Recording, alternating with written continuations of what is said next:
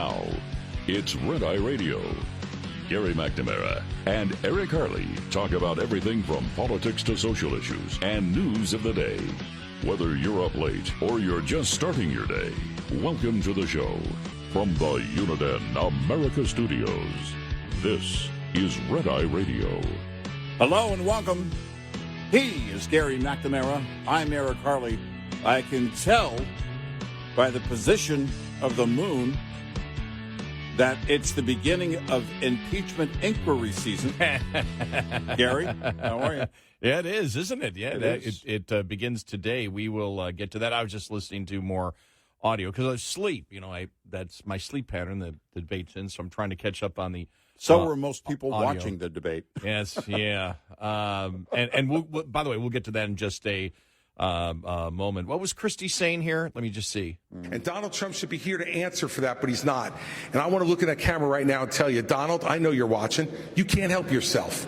I know you're watching, okay? And you're not here tonight, not because of polls and not because of your indictments. You're not here tonight because you're afraid of being on the stage and defending your record. You're ducking these things. And let me tell you what's going to happen. You keep doing that, no one up here is going to call you Donald Trump anymore. We're going to call you Donald Duck. Okay. Now, you went all that way to deliver that? I know. Really? You wrapped that up in a bow? And I chose that, and I'm looking at his face right now, and it's in a freeze mode. And it's just, you got to see. I mean, it could, you know, it's.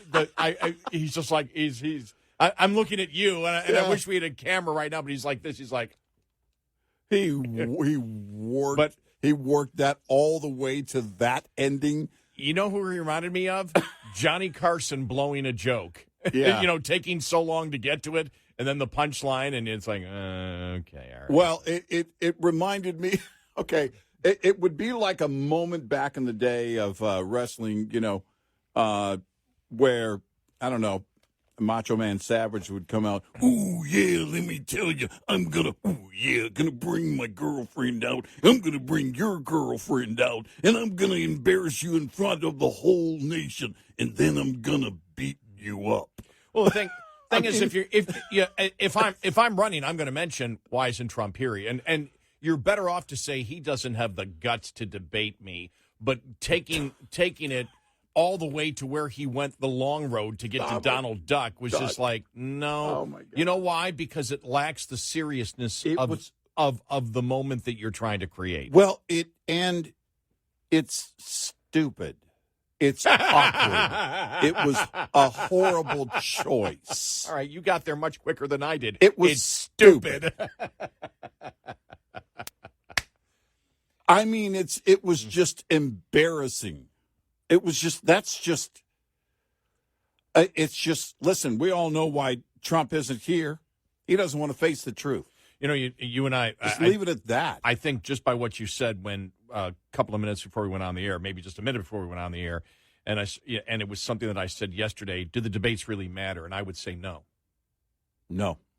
The debate really doesn't. It really doesn't matter. Not that there weren't some interesting things. You know, Bergam on energy, I thought was really good. Oh, let me just say this. Overall, what I got from last night in general, and whether it was Trump speaking to auto workers and NBC claiming very few striking workers were there. That's what they claim. I don't know. I don't know who's right, but that was, and they were just, the auto workers really weren't there for him. I wonder if they were told if some of them were told or all of them were encouraged not to go. Because there was quite a bit of cheering, and I went, that's pretty impressive. If you don't, and I don't know whether it's true or not, but if you just watch what Trump said, and he's speaking before the auto workers, that was basically that's the generic thing you're looking at. It was when he got to the strike, he was absolutely right on. And I will say this, if you take what Bergam said last night, and in his interview that came out yesterday, and what Trump said, exactly on point. Exactly on point. That the reason that, and Trump actually said what we have said over and over again, And thanks to Burgum and Trump for listening to our show. Mm-hmm. Trump said, it doesn't matter what you get in this deal here. Mm-hmm. It doesn't matter what you get. You're done if it's electric vehicles. Yep. Exactly what we have said and repeated again to some vibrant discussion on yesterday's show. Mm-hmm. And Trump said it, and then Burgum in the interview yesterday that he had, I have the transcript here. He was asked and this was an interview with Breitbart News, whether the U.S. is ready or the transition the Biden administration is gunning for, if we're ready for it, which is, I think, a dumb question to begin with. We shouldn't be doing it. I mean, are we ready for the transition?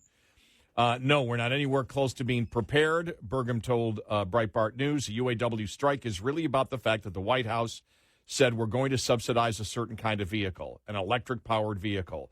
But when they're doing that, they're not saying we need one-third of the work. That isn't about wages. This is about wiping out an entire auto industry in the West, because if you're not building an internal combustion machine, you don't need the suppliers. You don't need all these other components. You don't need that. You just need a battery. And then what are you going to have? Some of the new vehicles coming out are going to weigh twice as much as the vehicles did before. And if you've got put that kind of mass on the road, rolling at that kind of speed, what that could mean in auto deaths is another factor no one's talking about, much less the battery disposal. If you're going to have a 900-pound vehicle for a large vehicle, it must mean 9,000-pound a vehicle versus what used to be like a Suburban or Expedition might be half of that. What does that do to our roads? By the way, that's a point that nobody's brought up. Well, sure. The weight right. on. Now, I don't think that is I don't think that's the part that that is the selling point to Americans right now. But it is a point. But he also went to the entire point that you can't make a profit on it. And if you can't make a profit on it, you're doomed. And yesterday we had somebody who apparently knows Sean Fain, who we took off after very, very passionately and angrily on yesterday's show, because as we have stated, both Burgum and both Trump, went after and said, look, this is because of the Biden, what Biden is doing. We went after the auto workers' leadership, as we have now since, the longest time. We've gone after the auto worker leaders, the union leaders, because they're selling out, as we have stated before. They're selling out their union members. They're selling them out by agreeing with the green agenda. And that's what happened yesterday when we saw what Sean Fain said. We don't need to hear from Trump. Right. Biden was here, the green transition, as long as it's a just transition, which means that you got to subsidize the taxpayer needs to subsidize all the auto workers. Right. I'm sorry, but anybody who has just a elementary school education in economics knows that can't work. And the only thing, and this is the person who was apparently union leader adjacent who called the show yesterday, didn't know anything about it except he has trust that the union leadership is doing the right thing. And we said, sorry, that's not enough, because you've seen union leadership over the last 15 years, and they've done exactly the wrong thing over and over again. And if you're willing to go down that path, you deserve what you get. If you're willing to sit there and say, we're going to be delusional, and we're going to sit back and say, well, yeah, okay, I believe the union leadership because we may get a good deal. It doesn't matter whether you get a good deal this time. And I'm not the only one, and you're not the only one that believes that. Talk to Lawrence Summers, who is as liberal as you can get with the Obama administration, and said this looks like the end game, which means get us what you can now, because we're doomed. And Trump said that yesterday, and he was right on that. And I was hoping that the message, because the last thing I want, and this is the one thing I got from the Republicans yesterday on that, the message was consistent. The reason this is happening, the reason that the UAW may go down in flames is because of Joe Biden. And your union leadership is still supporting him more than the Republicans. Yep. And it has gotten to the point, because we had a woman call yesterday, well, we shouldn't support, either party. Actually, you should support the Republican Party. I'm not saying a particular candidate, but the Republican Party wants. The Republican Party isn't going to come in and get rid of unions. But if you don't have a profitable company, you're dead as a union in the United States. Yep. And if you go to electric vehicles and you have a government that says we want to build electric vehicles, but we don't want to produce any of the natural resources that go into making it here because we don't want mining, we don't want nuclear power, we don't want a consistent form of energy on the grid, well, then it's dead. Yep. No, I mean, it is over. And in radio, there's a line that we all kind of repeat to each other. Oh, your job is secure, which means you're about to be fired. You may get a great deal at after this is all said and done. You may have a great deal and you take it. But people like Thane, they've got plenty of friends to keep them afloat. Mm-hmm. Endorsing the Democratic Party again is not, in fact, I would say not only is there no risk in it, it actually is a benefit to people at the top. Right. Now, I didn't see anybody go after the union leadership because the ultimate responsibility and the ultimate reason this is happening is because of the Democrats. Mm-hmm. But the union leaders are the ones being paid by the union membership, mm-hmm. and they are betraying them every single day and have done it for a consistent period of time. Yep. And I will stick to that over and over again. Sometimes I may get a little angry about it, as I did on yesterday's show. So be it. I had somebody write me and say, you need to respect all opinions. No, I don't. No. I don't need to respect lies. No. I don't need to respect, as Ted Cruz said yesterday, the actual word BS. Did you see that? Mm-hmm. I guess it's acceptable. I've seen how many Republicans now in recent weeks have said just cursing. I know. Cruz yesterday coming out saying Karine Jean-Pierre is lying about the border. Right. The president's lying about the border. Democrats are lying. There's no, they have a different opinion from us. There's opinions that I can respect, and there's opinions I don't respect. I don't respect all opinions. Right. To the person who emailed me yesterday, you need to respect all opinions. No, I don't. I'm not going to respect lies. I'm going to listen to all sides. If half of them are lies, no, I'm not. No. I'm going to respect bull crud. Yeah, and to the Republicans, I never curse. So you shouldn't either. Ever.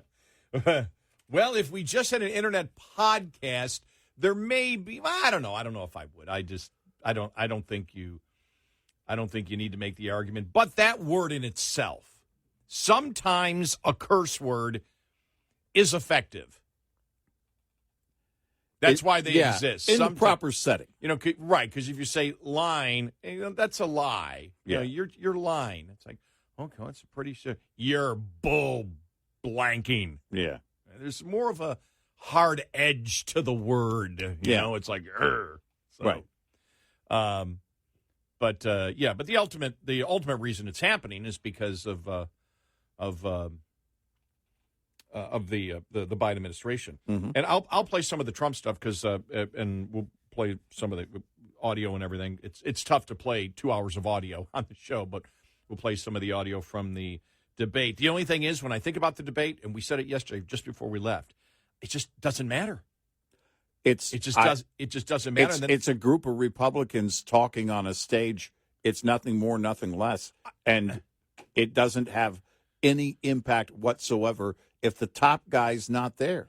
And let me ask you this. When you don't, right now, and I understand that a lot of people don't pay attention to what's going on, and they may watch a debate, and they may get some particular information out of there. But I really think, and this is not, I'm not saying this, that there shouldn't be a debate because I believe that Trump should be just a shoo-in and automatically, that nobody challenges him. You can still challenge him. I just believe that right now, I believe the debates are last night and the first debate actually hurt the Republicans because I think what they need right now is a consistent message. The thing that I see about the debates is, for the most part, they all agree on 95% of the things out there. And the 5% they don't are the nuances, which really doesn't matter to the voter. That's what I see as the problem right now when a Republican Party needs to be unified and pounding the message over and over and over again. Now, I know anybody who's supporting another candidate will say, yeah, but what you just said is you're not saying that you want Trump to just be, have an easy, way into it. Well, you can do it by interviews. A lot of different ways you can do it. You can, run your own massive advertising or do whatever. The debate, how many people have ended up watching the debate? I don't know. And of the people watching the debate, how many really are clueless and actually go there to learn, or they're active Republican participants who already know what their candidate thinks and is just attempting to get their candidate a little bit more, all the way through the age of cable television, then you had a place for it. Maybe it made an impact with the advent of social, and now that everybody's cut the cord. I mean, it's just we gather our information that we want. Those candidates can put out the information that they want, when they want, where they want, 24/7. I don't need to tune in for a debate. We got a great show ahead, 866-90-RED-EYE. Did you know that up to half of all major engine failures are due to poor cooling system maintenance? That's a lot of downtime and can cost drivers big. You expect a lot from your engine, which is why the cooling system must be a part of your maintenance routine. Here's a tip to keep your cooling system in shape and your engine running smooth. Most cooling system issues are due to lack of coolant caused by leaks. Perform a pressure test to make sure no leaks are present. While this may cause the system to fail, you want it to fail in the shop, not on the road. If your pressure test uncovers any leaks in the system, have them repaired by a professional technician immediately. This report is brought to you by Shell Rotella. Shell Rotella, with advanced synthetic technology, is designed to help keep your rig running with more mileage and less maintenance. Coming up, more with Gary McNamara and Eric Harley. It's Red Eye Radio.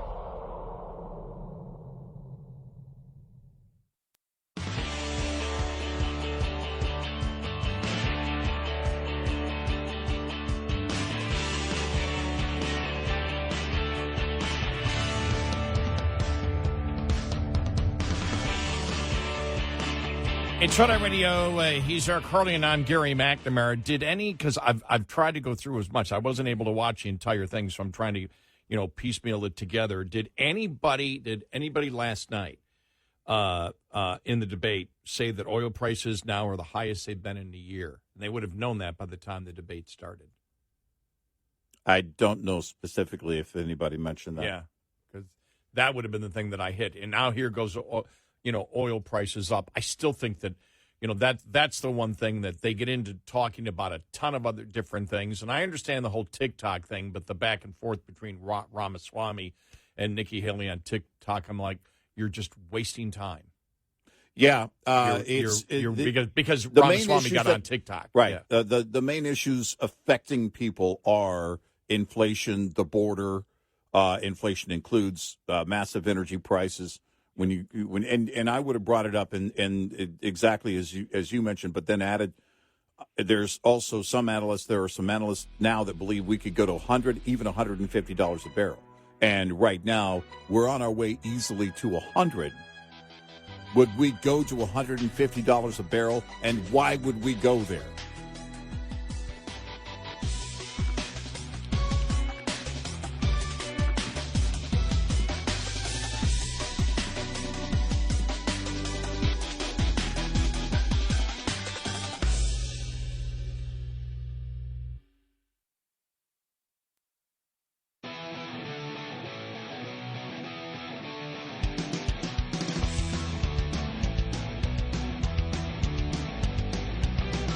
You're listening to Red Eye Radio from the Uniden America Studios. And he's Eric Harley, and I'm Gary McNamara. And, of course, energy came up in the debate last night. An energy state, could I answer the energy question? No, Governor Haley. So, the first thing I'll say is what I saw at the United Nations is energy security is national security. We need a president that understands we have to partner with our producers and make sure that we have their back.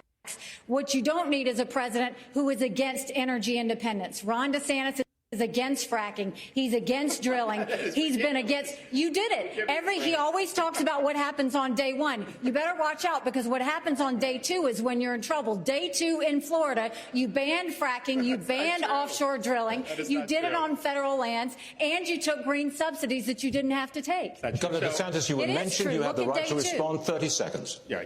I just did a plan out in West Texas for American energy dominance. We're going to choose Midland over Moscow. We're going to choose the Marcellus over the Mullahs, and we're going to choose Bakken over Beijing, and we are going to lower your gas prices. We are going to get that job done because it's important for our national security, it's important for jobs, and that's one of the best ways to drive down inflation. By the way, he was ready for that question. Yeah. When he said Midland over Moscow and then went on with all that, I go, okay, he was prepared. He knew that was coming. He'd been working on that longer than what's his name worked on Donald Duck.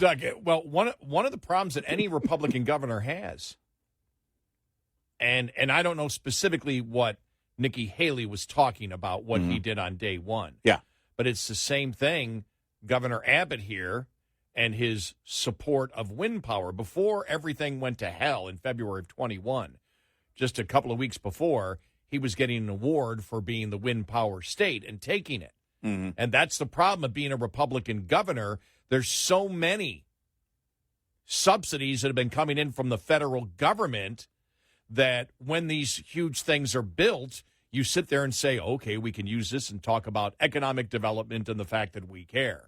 May not be using our state money, but something that we're against, we can actually promote as economic development. And now, weeks ahead of time, ERCOT in Texas is warning us about energy use during a solar eclipse, October 14th. They're already out in the media saying this could be a big problem for the grid. By the way, that's the grid provider in Texas. And this is insanity. Yep. If they have brownouts or blackouts on that day, this is a huge political hit for Greg Abbott. You better fix it. Well, that's why it's on the they've got a bill coming up to the public to vote on, basically having to subsidize. Think about this.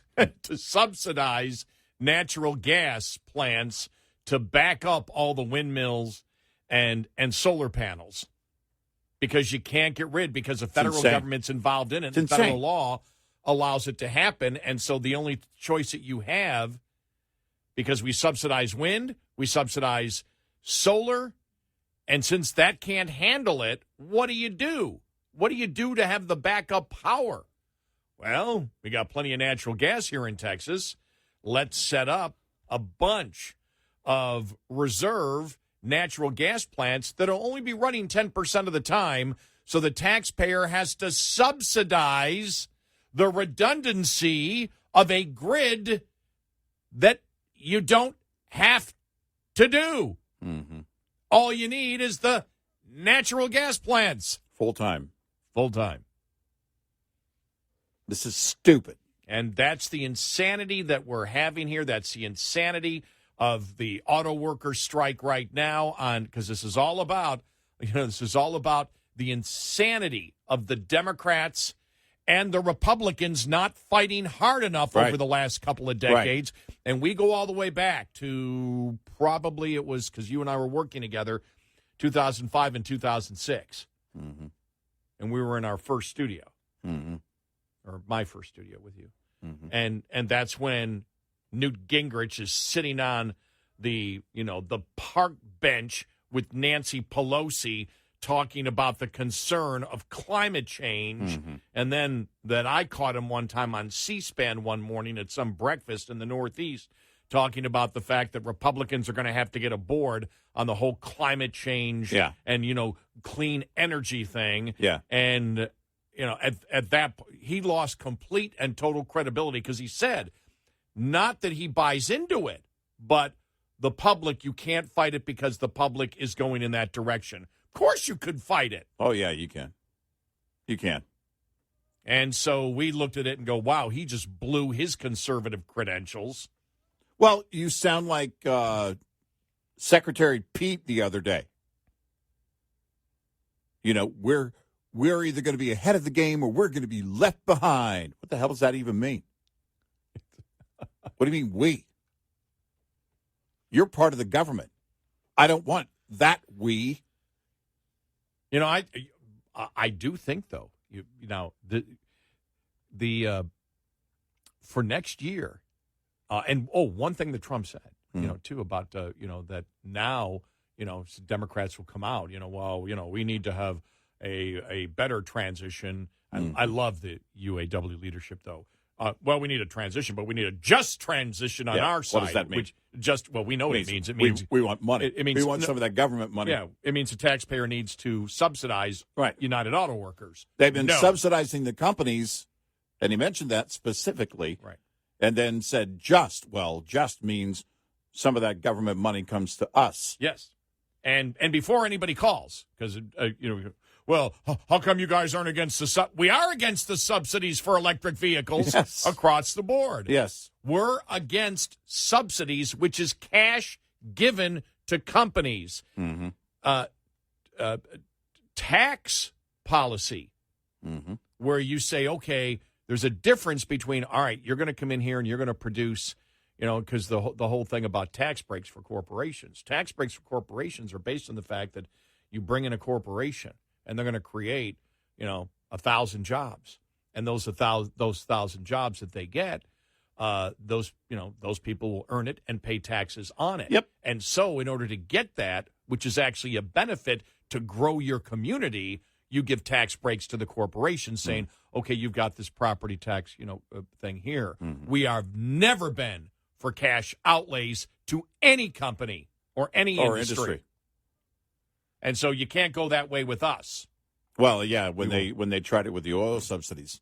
I don't care what the subsidy is. If you're writing checks to corporations and industries, stop it. Yeah. Tax breaks are different. When we talk about, and that was the other thing, too, they lumped in tax breaks.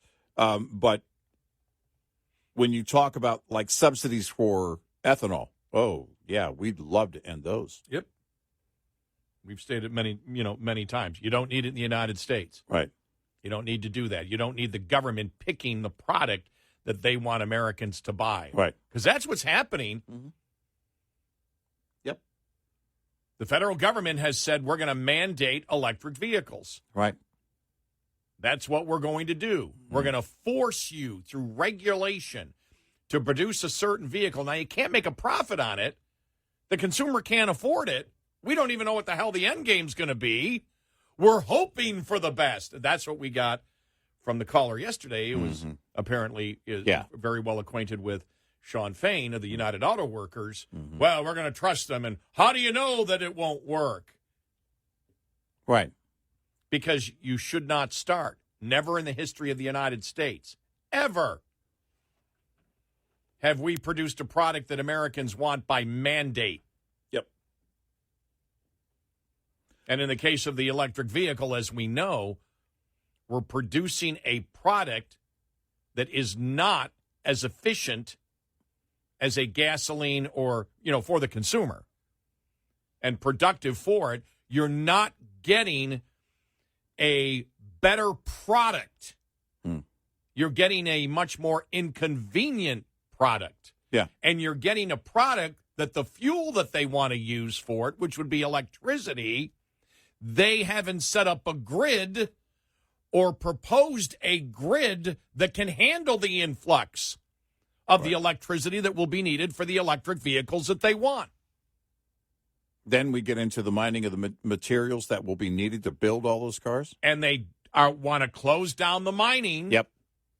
So we'd be more reliant on foreign nations for lithium cobalt, all of it. Complete insanity. It's just insanity. We're begging for the destruction of an economy. Yep. It's what we voted for. Yep. It's garbage. And destroy our national security. Yeah. Yep.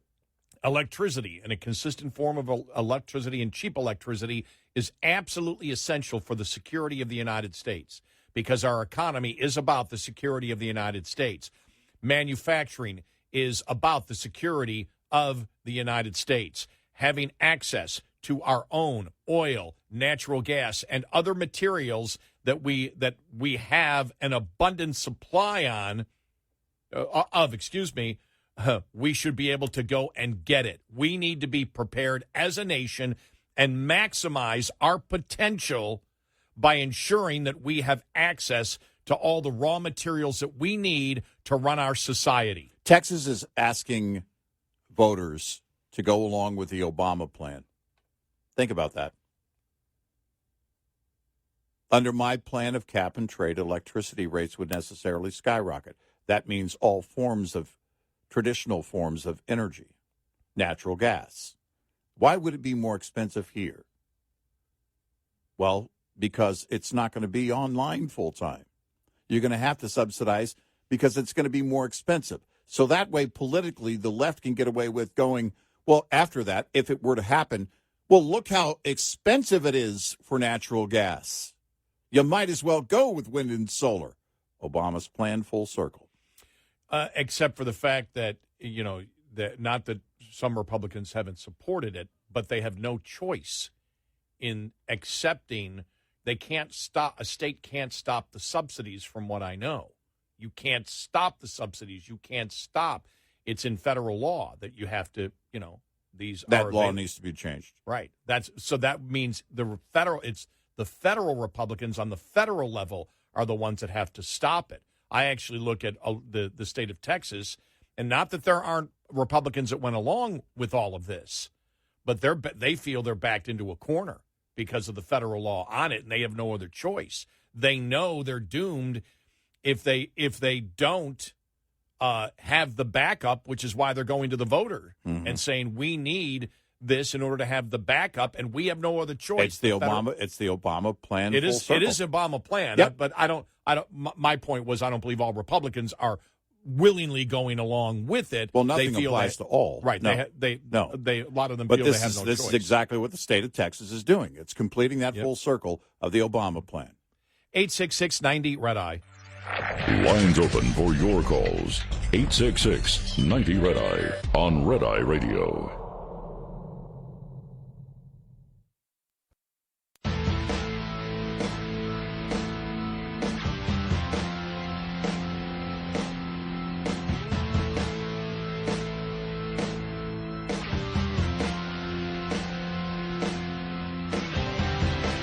It's Red Eye Radio. He's Eric Carly. I'm Gary McNamara. Let's go to Dan in Colorado. Dan, welcome. You're on Red Eye Radio. Hi. How you doing? Gentlemen, back in 59 and 60, Ford manufactured a product called the Edsel. And lo and behold, the American public did not want it and did not buy it. So what they do? They stopped making it. Why don't they do the same thing with the electric cars? To hell with the mandates. Just run the company.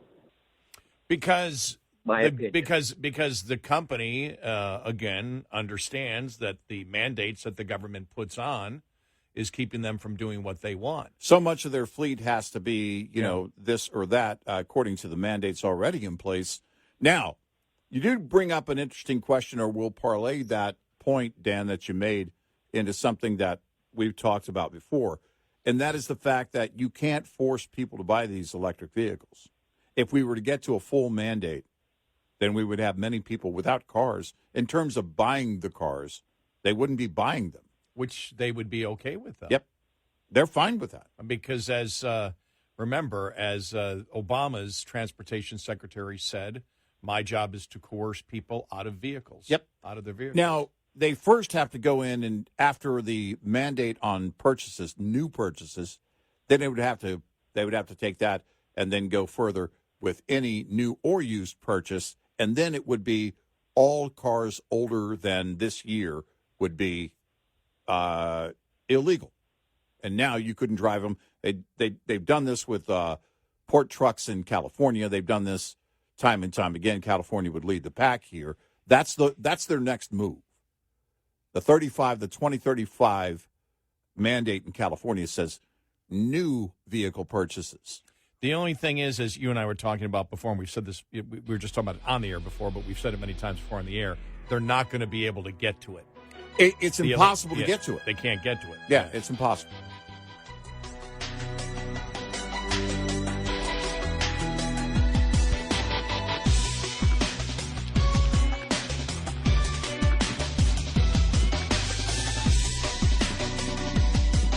Top of the Hour News is brought to you by House Products. Visit houseproducts.com. This is Red Eye Radio on Westwood One.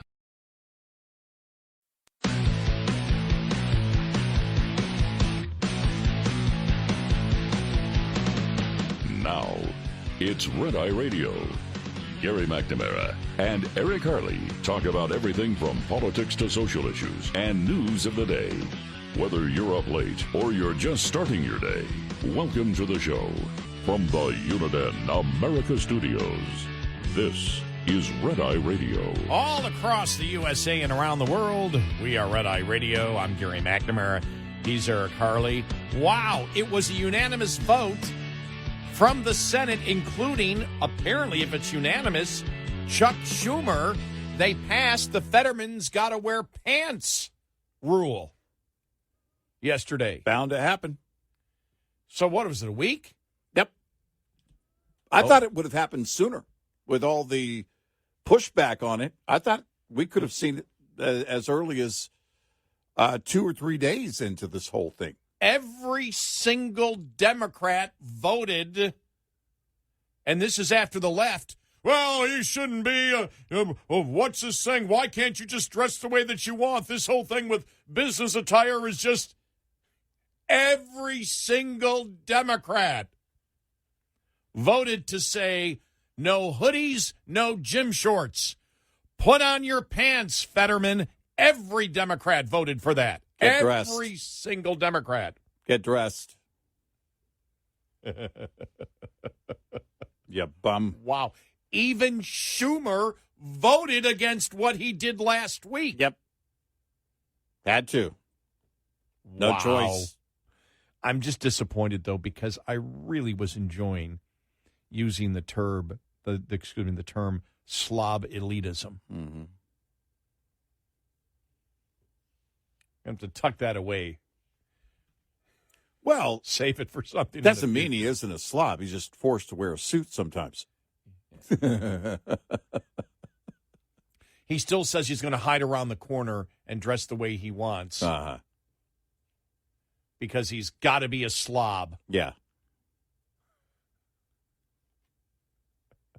That's the hill he's going to die on. Wearing basketball shorts. Wow. And I thought about it. You know who doesn't wear basketball shorts except for when they're at work? NBA players, actual basketball players, put suits on otherwise. Get dressed. You know, the funny thing is you say that. I played basketball my whole life till just a few years ago. Yeah. And just my knees couldn't take it. So I was constantly wearing gym shorts. Yeah. And now if I'm walking around the house, I put on gym shorts, I feel weird. It's like, you know, you're too old. I'm wearing jeans. If I am upright, I'm wearing jeans. You're at least wearing jeans. Well, no, I'll wear shorts. But, I mean, because it's hot out. But I mean, but it's like, and I just can't. Because I used to walk. Because I would play. I would go to the courts, and probably play 5 times a week. Mm-hmm. So before I went, I'd go to the store and I'd have my, my basketball shirt on, the basketball shorts, my high top. Converse All-Stars. Mm-hmm. I'm not dating myself, am I? Mm-hmm. No, I mean, whatever basketball shoes I'm wearing. Mm-hmm. And, before I do shopping before I went to the basketball court. And I'd wear it all the time because I was always playing basketball. And now just a couple of years later, it's like, oh, it's weird. You can't wear that. You can't wear that outside. Even when I was cutting the lawn, I just went, no, you can't wear You can't wear basketball shorts out. You're too old. Yeah. Yeah. It's, it's so funny to watch that whole evolution, de-evolution. All of a sudden, it was okay officially. For one guy, really, that whole rule change was one guy, Fetterman. And then it was like everybody went, nope. Yeah, well, let's take a vote on it. Yeah, sorry. Put some pants on. So when I read this, I went, wow. The U.S. Senate has passed a resolution formalizing business attire as the proper dress code for the floor of the chamber by unanimous consent. Yep. I love the play, by the way, by Fetterman during this whole thing. I'll put a suit on if those stupid Republicans pass a spending bill.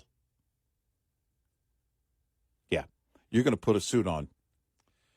David Urban, who was chief of staff for the late Senator Arlen Specter, told the media on Wednesday that it is serious work you're doing in the Senate. You're not gardening. You're running the nation. Right. Oh.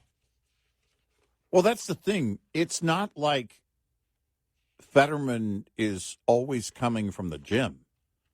You know what I mean? Like every morning he's like, oh, it's a tradition. You know how Joe rode the train. He went to the gym every morning and then, on his way in, he's carrying his suit and he's going to his office and the whole thing. That's not what's happening here. No.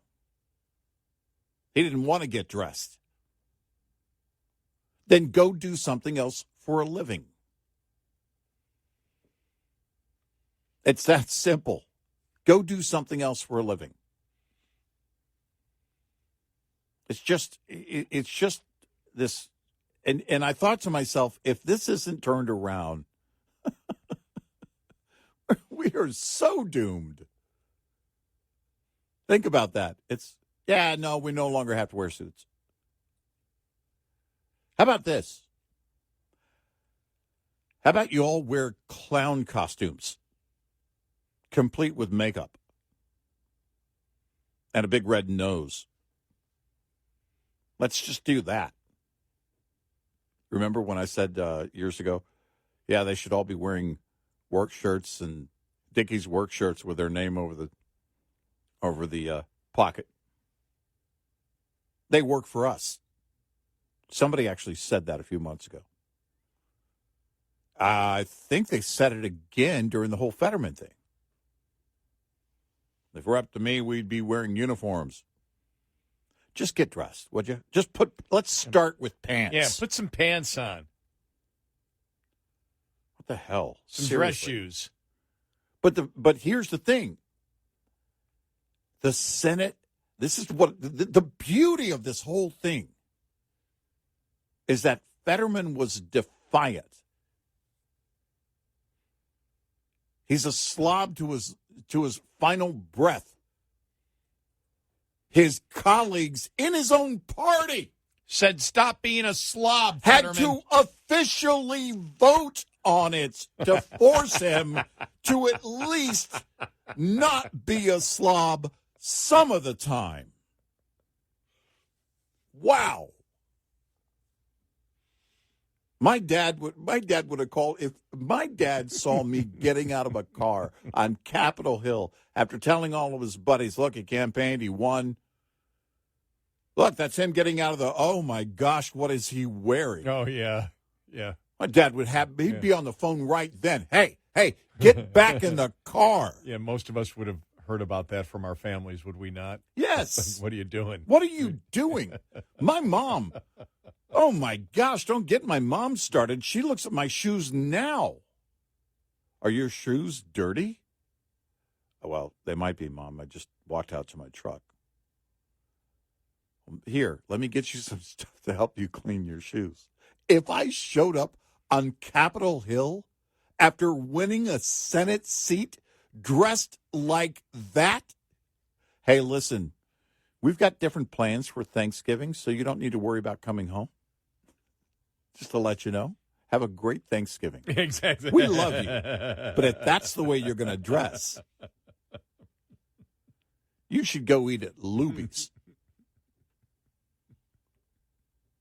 My gosh, man. And that's what I love about this whole thing. It really, really highlighted how much of a slob he actually is and fought to be. Mm-hmm. And how Chuck Schumer fought to allow him to be a slob. Seriously, what's he got on Schumer? Yeah, we thought about that. Now, what does he have on Schumer? But Schumer changed, again, Schumer went against what he had said last week. If it was unanimous consent, that means Schumer voted for the bill too. Yeah, which means we need to watch the New York Post about something about Schumer. The story's going to hit. What I really liked about the entire story was when Schumer did it, you just went, this isn't going to, you just knew, it's like, this isn't going to last. And one of the reasons it wasn't going to was the fact that it was basically the Fetterman Slob rule because it applied specifically to Fetterman. But the fact is, anybody else that wanted to come in, a guest, any of your staff, whatever, all had to dress appropriately. So that's where we came up with the concept of slob elitism. Mm-hmm. Sloppy elitism, or I just like slob better than even. Mm-hmm. Yeah. Slob elitism. And because that, in essence, that's what it was. Only a senator, only the senators can do it. The rest of you peons can't do it. Right. And then the response from so many Democrats, why is it such a big deal? It shouldn't be a big deal. It shouldn't be a big deal. It shouldn't be a big deal. And we said, no, the Democrats, it's going to be a big deal, too, in the Senate because they believe they're important. And they believe that they're important and do something special, and you shouldn't dress like a slob. Yeah. And we said, let's see what happens here because I never expected a unanimous consent and for Schumer to actually change his mind. So it takes away every single one of those. Republicans are just worried about imagery. They need to get down to the work. And Fetterman does blah, blah, blah, blah, blah, blah, blah. And it all, boom, blew up. Every single argument the left made went down to defeat because every single Democrat said, we should not be slobs in the Senate. What's going on right now? I think I wonder what's going on Capitol Hill and inside the Beltway with the Democratic Party and what they're seeing. You take this and then couple it with what's going on with Menendez, which it's ramping up more and more, where his own party is leading the call for him to get out. I think one of the problems is, and I don't know if we talked about it or we said we were going to talk about it. You said it. I can't remember if you said it on the air. Because you said we need to talk about it tomorrow. Yeah. When you see right now, we'll talk about what the House came out with yesterday. We did briefly mention it, but go ahead. The House coming out with the $250,000 sent to Biden or whatever. But as long as the Democrats believe that the evidence against Menendez is cut and dry, that he can't win. Right. That these are bribes and it's going to look horrible. Now, they believe it's more complicated. They've been hiding for Joe Biden. But the fact is, if Menendez is out there every day, Republicans are going to say Menendez did this, Biden did this. They don't want that comparison being made. Right. And I think it's in part why they want Biden gone, too. Look, Biden's incompetent, and the Democrats know this. The rank and file, the majority of the rank and file know this. And they want him gone. But they also know that during the process that will start later today, impeachment inquiry, that there are some people that are going to learn some things. And if you've been following this, it's not a complicated issue. It's not a rabbit hole thing. Once you demonstrate the flow of money, which began with that, if you the whole $250,000 thing, that's just the beginning. Once you start seeing that, people get it. Wait a minute. I'm struggling to make my bills because of them, and they're getting money wired to them for doing nothing, for influence? And it keeps coming out. You're getting more and more information yesterday. And then what I thought was interesting was the Justice Department said that they weren't interested. This was a new turn for Kevin Morris, the lawyer that loaned him, gave him, we don't really know what the terms of it was, gave Hunter Biden $2 million or $2.5 million to pay off the IRS. Right. And it was like, whoa. Where'd that money come from? Well, the Justice Department was concerned. Well, number one, where did the money come from? Did it really come from him? Did it come from somewhere else? But the one thing, I just never thought of it. Well, that the Department of Justice wanted to investigate the investigators as a campaign finance violation. What you're doing something in order to get that out of the news. Oh, that you're giving him, you're doing basically it's a gifting kind kind of thing. Gifting kind thing. And so the investigators wanted to investigate it, and the Justice Department knocked it down and said, no, we're not going to go remember there. the whole payment from Cohen's office with Trump, right? Yeah. That's kind of where they went there. Mm-hmm. Wow.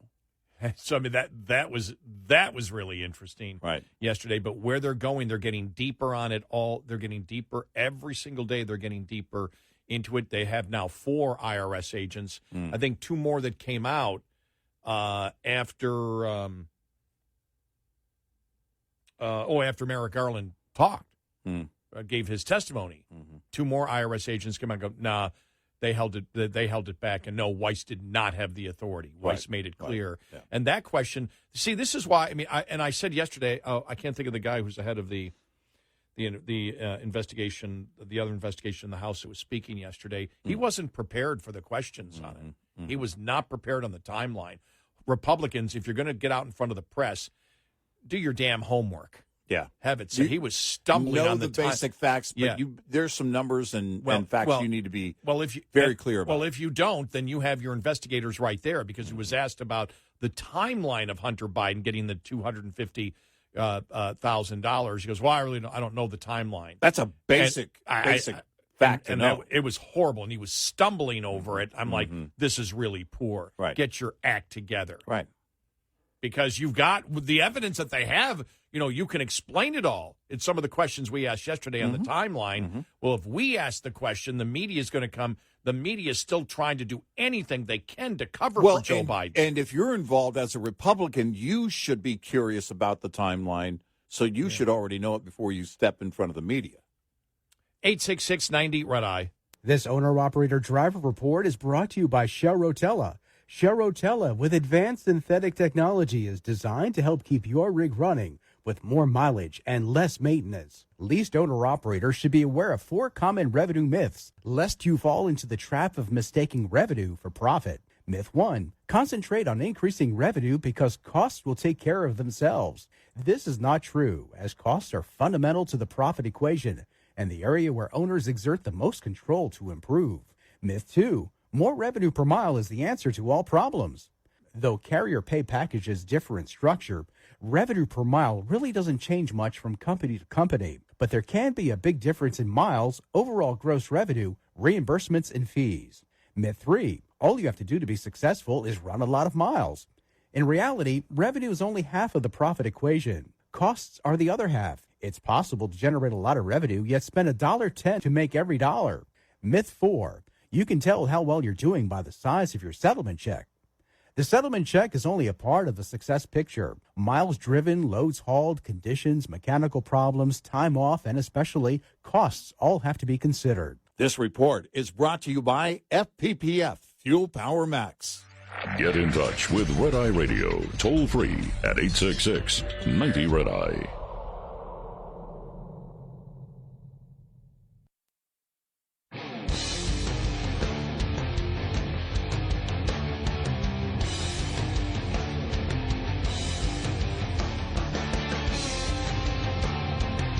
It's Red Eye Radio. He's Eric Carly, and I'm Gary McNamara. Yeah, we'll tell you what came out from the Republicans yesterday as the impeachment inquiry starts today.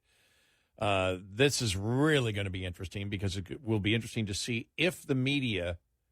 I'm really looking forward to tomorrow coming in and seeing if Newsbusters says none of the media covered the impeachment inquiry. Yeah.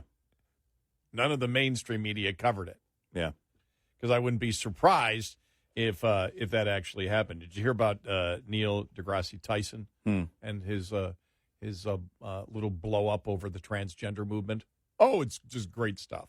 Just great stuff. Yeah. He's sitting there trying to say, well, we need to come up with something. We need to have a league or something for transgenders where they can play against women. Maybe a weight league, or, if they're the same weight as the women, they can do. What a moron. Yeah, well, it's, trying to force it so that you can be compliant with the left. Yeah. No. Yeah.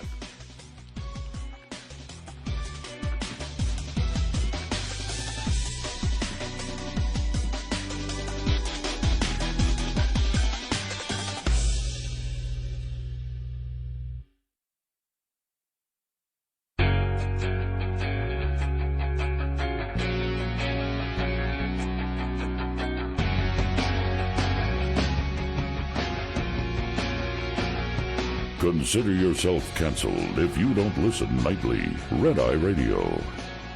And he is Eric Harley, and I'm Gary McNamara. You know how we know it's election season?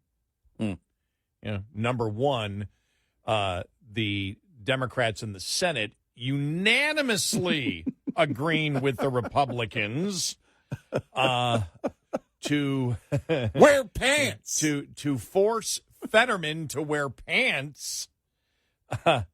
Also, in the House yesterday, the House voted in favor of legislation striking down the Biden administration decision to block federal funding for schools that have shooting sports courses. Remember, we spent a significant period of time when the Biden administration did this. Mm-hmm. Check this out. Now, it wasn't unanimous from Democrats in the House. It was 424 to 1. Yeah. One Democrat. Mm-hmm.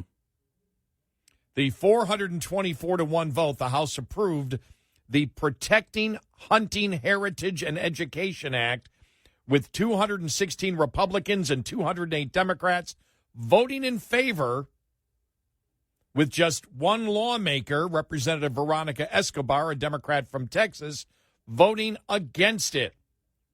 Representative Mark Green, a Republican from Tennessee, introduced the bill on August 1st, days after Fox News Digital reported in late July revealed the Department of Education was withholding funds for school hunting and archery courses. Hunters so think about this. Every single Democrat in the House, which means it's going to pass the Senate, because this will go to the Senate next. This will pass the Senate. Yeah. Every single radical leftist in the House who, number one, don't approve of guns, of citizens having guns legally, and don't approve of hunting. They don't approve of a kid chewing a Pop-Tart into the shape of a gun. Right. Oh, who was it? Did you see somebody? Who was it in the NFL that got fined? I forgot. It was somebody scored a touchdown and just, put a gun into the air and did it, and they got fined for doing that. Mm-hmm. What idiots. Morons. Would you have thought of anything if you would have seen that? No. I wouldn't have even hit What is that? Anyway. That's a Texas Tech thing, I think. Yeah. I forgot about that. Yeah. Completely. I don't know if the NFL, that. if that player was a graduate of Texas Tech, maybe. Don't know. And that's why you do it. I don't know. That would kind of be odd that you would carry that, but maybe he did. I don't know. Yeah. Right? I mean, always loyal. The what? Always loyal. Yeah. Yeah. So, yeah. So just one, hunters and fishers and hunters and fishers are the best conservationists, Green told Fox News Digital after the vote on Tuesday.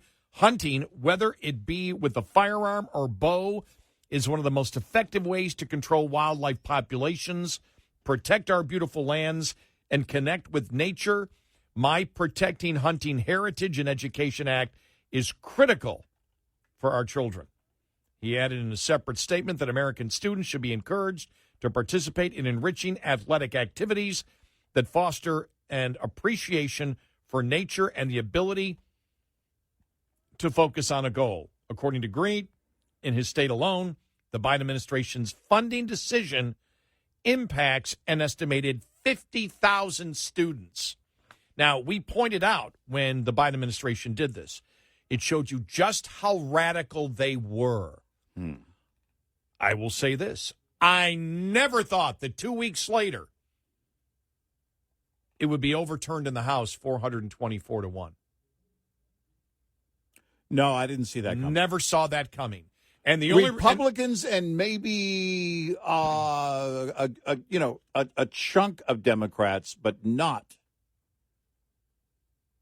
down to only one Democrat saying no. That's right. Something I didn't see coming.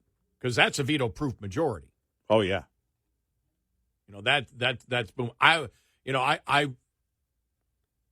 when I saw that they had introduced this bill, I thought it might be, might get 230 or 240 votes. It shows you the panic, and this is the entire point. It shows you the panic that Democrats are in. Number one, by passing in the Senate, the Fetterman can't be a slob, and he's got to put on his pants rule now that will be a part of the Senate. And this year, 424-1 in the House. Think about this. For Democrats that are anti-gun and anti-hunting, the radical left, and they could not stand the pressure of this. They had to vote. Why? Election season next year. Yep. That's it. That's the only reason. Because you have to the party knows they have to take some of the radical things off of the table. Think about what makes the news, what gets in front of people, even if it doesn't make the actual news, the liberal news. It makes the rounds in social media. These are gun safety courses in schools. And for those of us that grew up in the South, and even in the North, in the North. I mean, you had it but in the South, it was part of your culture to have a gun rack with a gun in it. And those are the things you look at, and the left wants to pretend, like Gavin Newsom is still doing, that if you put in new laws, that the people who have an intent to kill other people will abide by those laws. And they keep going in that direction. Well, you look at this, this is a fairly big hot button issue. It makes me wonder what the Republicans can get done. What radical things they can turn around between now and Election Day next year that the Biden administration has done. I'm curious. I mean, we have seen the shift over the last couple of weeks big time on Biden. You now see oil is the highest. It was over $93 yesterday. Yeah. It's going to hit 100. We're on our way to 100. It's going to hit 100. You had one industry CEO who came out and said, I believe it's going to hit $150 a barrel. Now, I don't know if that's the case. I don't know if they're saying that in order to, force Republicans to, really go after our energy. But the fact is, we know it's going to be 100. We know people are starting to feel it, again. We know that was it Jamie Dimon? Yeah, I think it was Jamie Dimon who said 2 days ago, that he believes the Fed's going to have to raise rates even more drastically. That they're going to have to go higher, sharper. Yeah, sharper increase, and that's quite possible. By the way, as we sit here, $94.54 a barrel. Wow, we're on our way to 100. Easy. Yep. And people are starting to notice it. This means that in all likelihood the inflation number will go up again, which will be the third straight month that the inflation number is going in the opposite direction. It's something that you and I have feared, and because I'm the old guy here and remember the 70s. Oh, by the way, I did think yesterday, because it was, yesterday was my birthday, and the day before I was at the doctor. Yeah. 50 years ago yesterday, I was legally allowed to drink. Oh. And and then also the day before, my doctor told me that my liver is in excellent shape. How did that happen? That's how. I think you should celebrate. I think I'll get drunk this weekend to celebrate that fact. Start with tapioca. Hey, they do Jell-O shots. Can you do tapioca shots? I use it I use that in a group text with my friends, and I said, how did that happen? My buddy Jeff wrote back. He goes, because you never drink. Yeah. I said, well, I will say this. I drink a lot less than our college days. Yeah. So apparently my liver has been able to repair itself. Your organs are very resilient. If you just stop doing what you're not supposed to be doing, they quite often can repair. Oh, boy, I must have been asked, I'm trying to think, because it was my normal 6 month. Every 6 months I go, because being a type 2 diabetic, you go twice a year. And I think I filled out online a form, and do you smoke? And it was, do you smoke? And then I went in there. Another form I filled out, do you smoke? The nurse came in, do you smoke? And normally my doctor would too, but he knows I don't. But I said, hey, you didn't ask me again whether I smoke. I know you don't. Well, I always ask really a question. I always respond, do you mean tobacco? Because in today's world, I mean, it is widely accepted, and I think probably. Now, I don't get that question though. Now, in our state, it's still illegal, so maybe it's covered under. Do you do any illegal? That only comes around once a year when you have to fill out that form at the beginning of the year.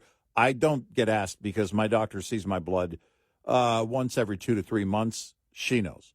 I think they, they did ask. I did get the drinking question. How often do you drink?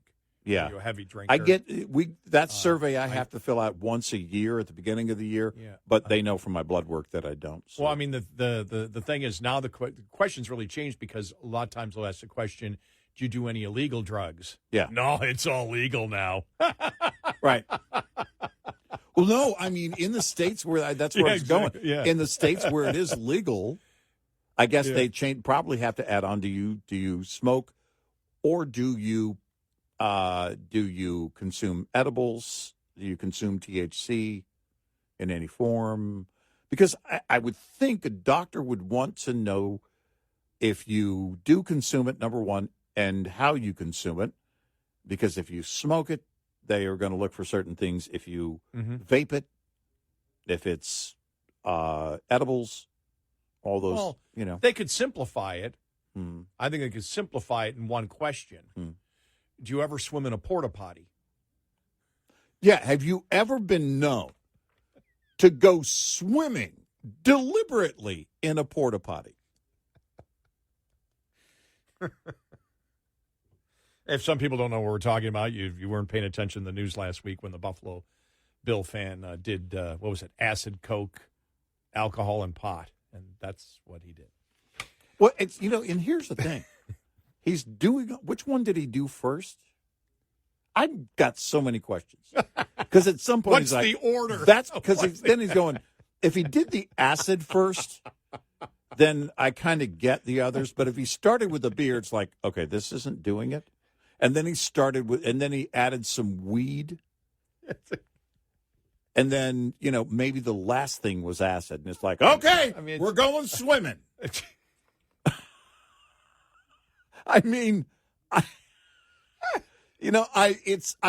very curious about humans and their desire to be high. No. I get sedation. Yeah. I get wanting to relax with a beer. I understand it.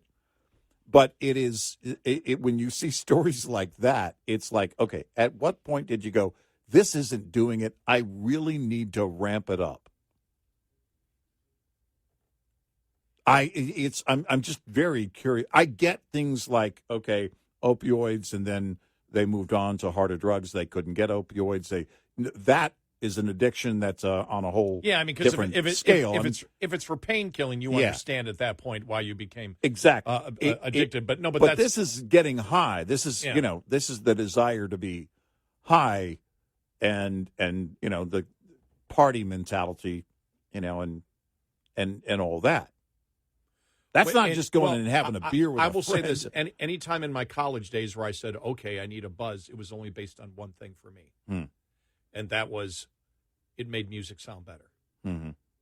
Even having a couple of cocktails, the music sounded better. Right. That was it. It was never, and it's the interesting thing is, as I get older, I really appreciate music sober. Yeah.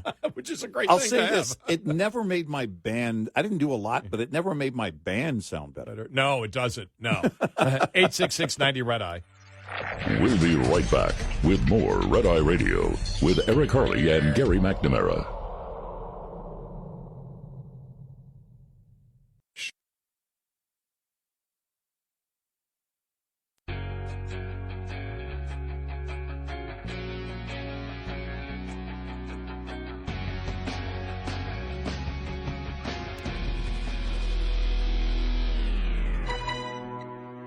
It's Red Eye Radio. Thanks, Nolan, for letting me know. I didn't see it. But the Senate also unanimously passed to knock down Biden's hunting education ban.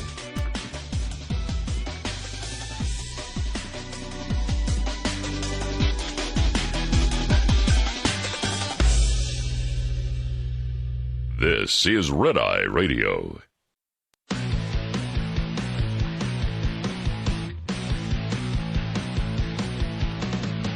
Now, it's Red Eye Radio.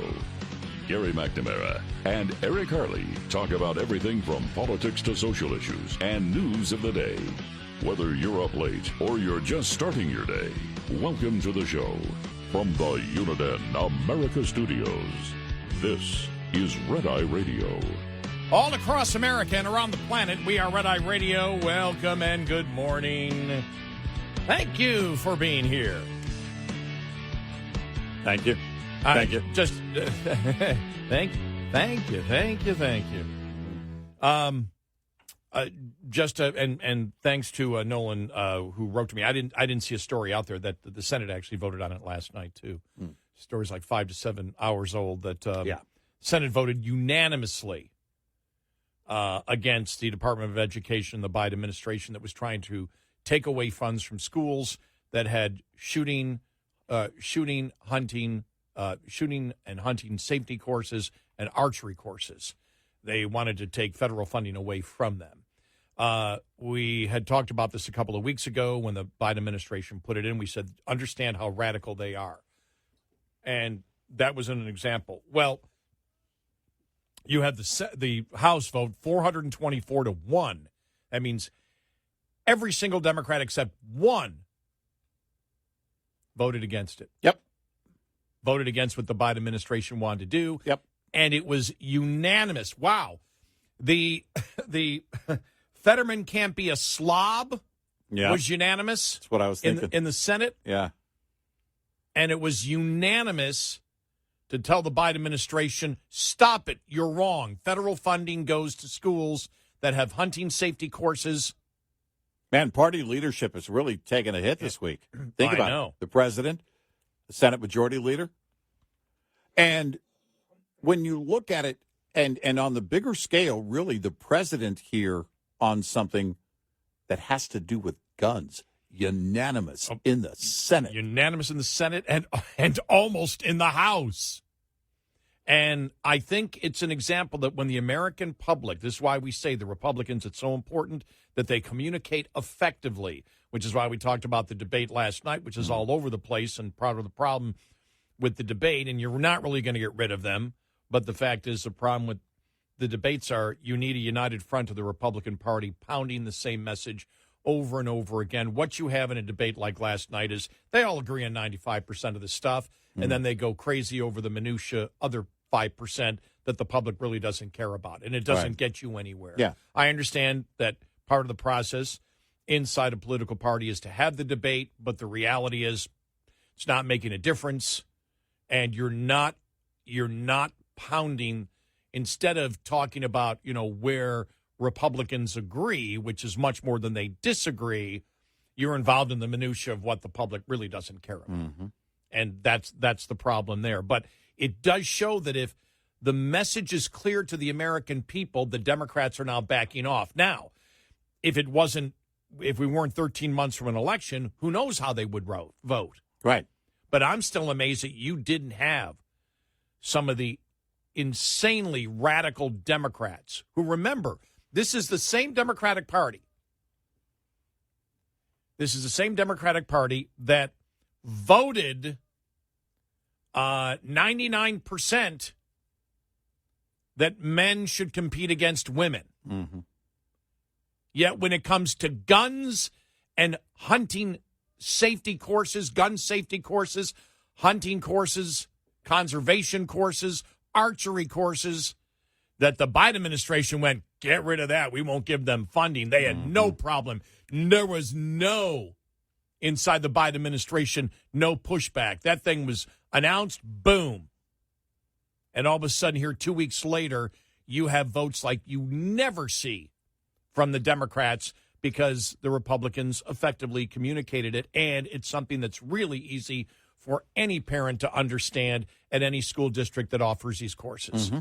They couldn't fight it, and that's why we say it's so important for the Republicans to be absolutely clear on message.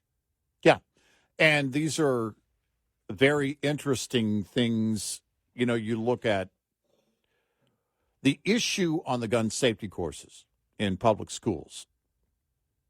An administrative move that is kicked back by the entire party minus one.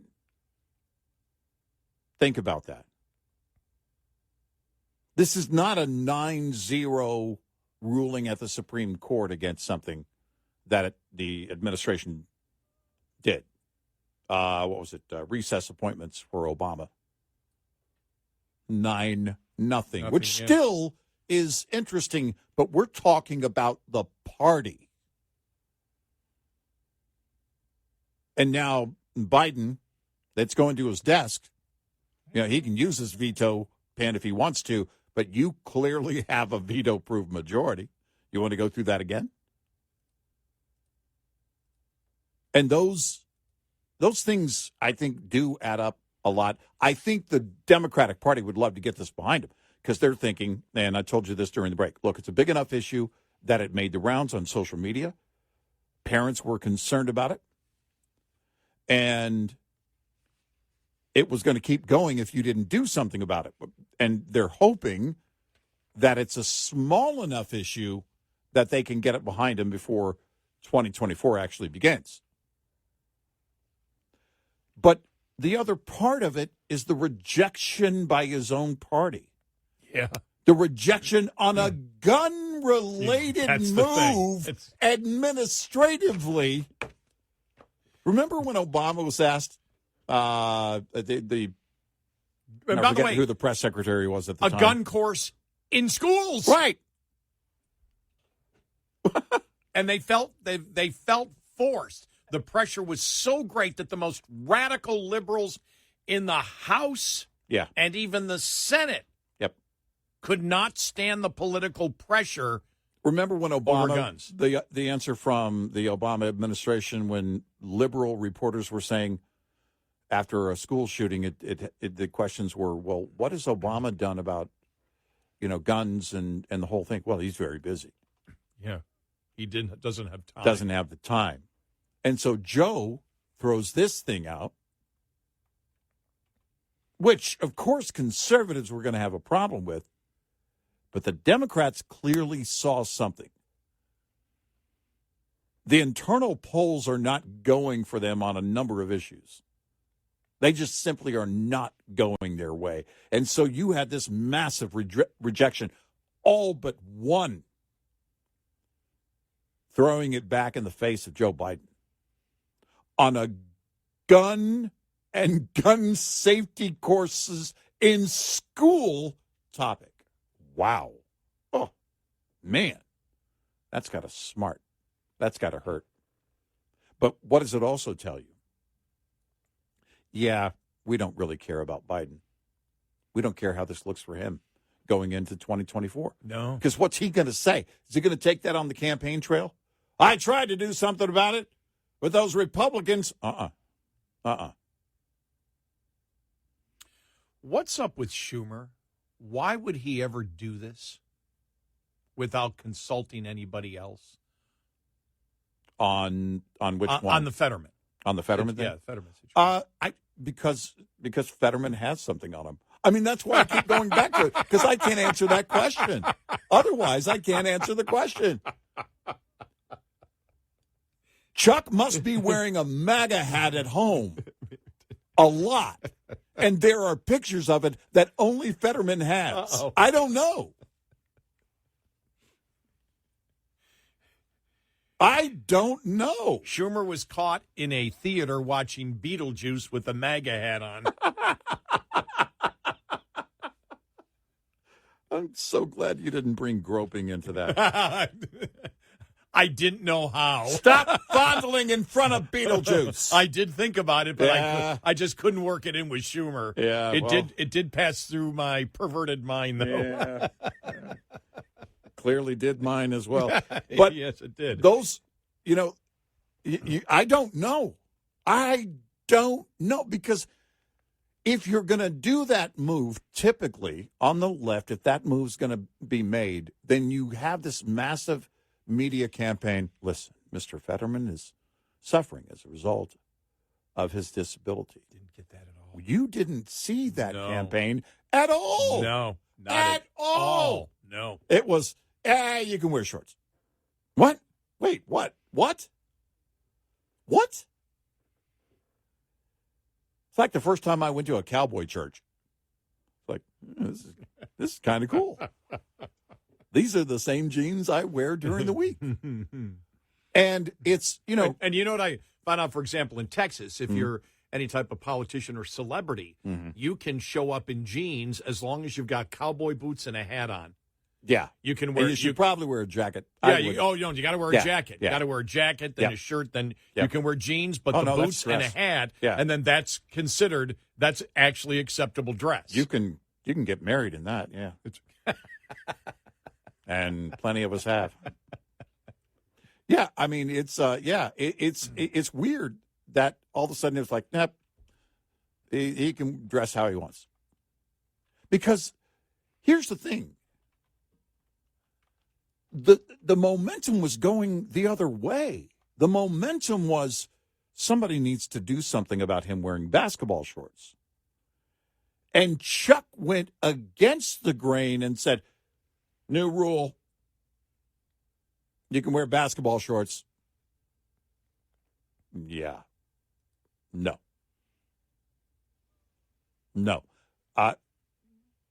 Democrat, the leadership for the Democrats this week is taking a hit. Those are two big hits. Yeah, that's because you start looking, you say, okay, they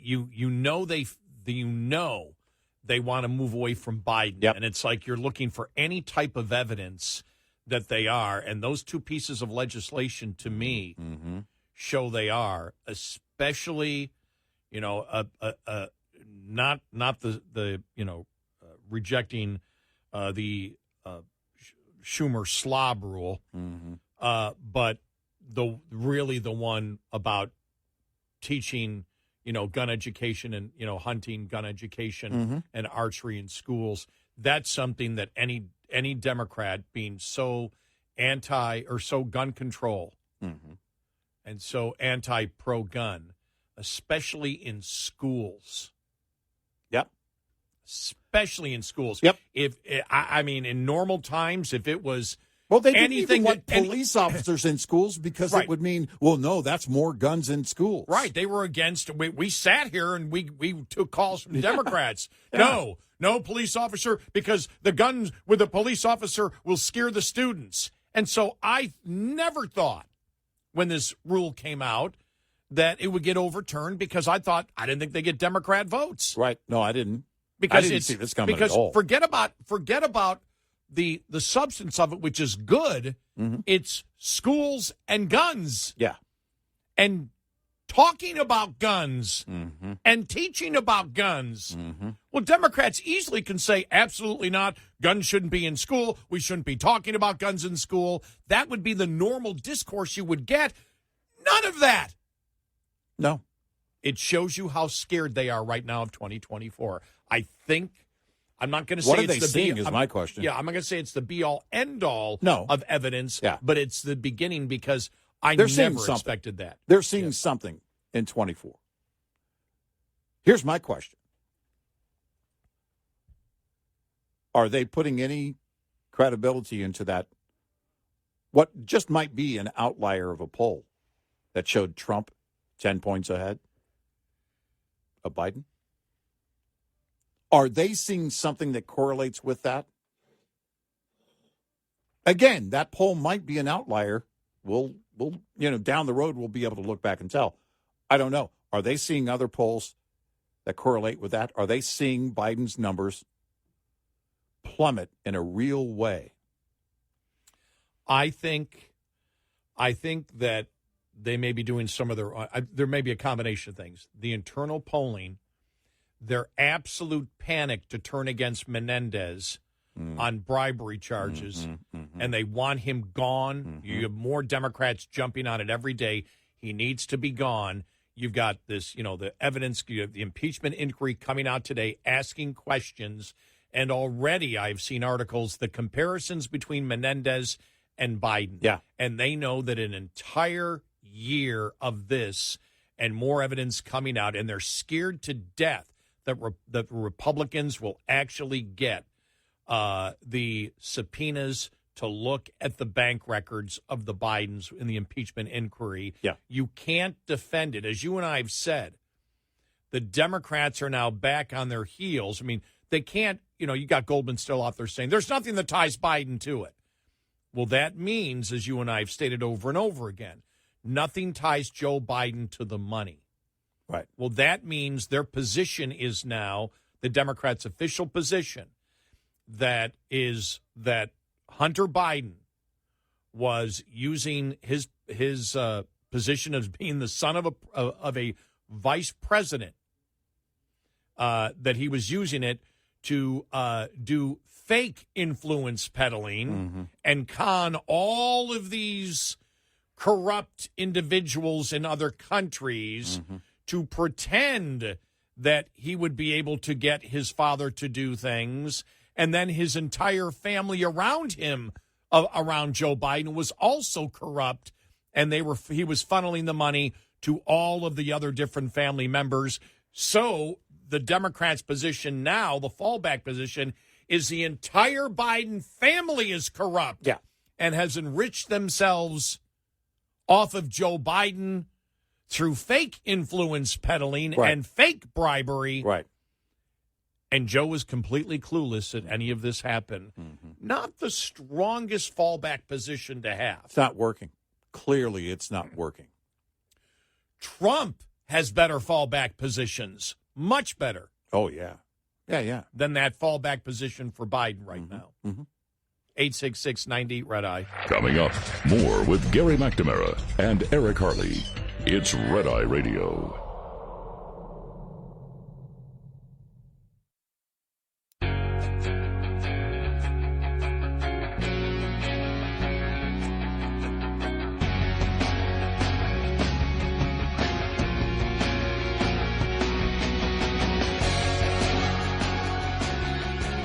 It's Red Eye Radio. He's Eric Harley, and I'm Gary McNamara. U.S. oil prices closed at their highest level in more than a year Wednesday.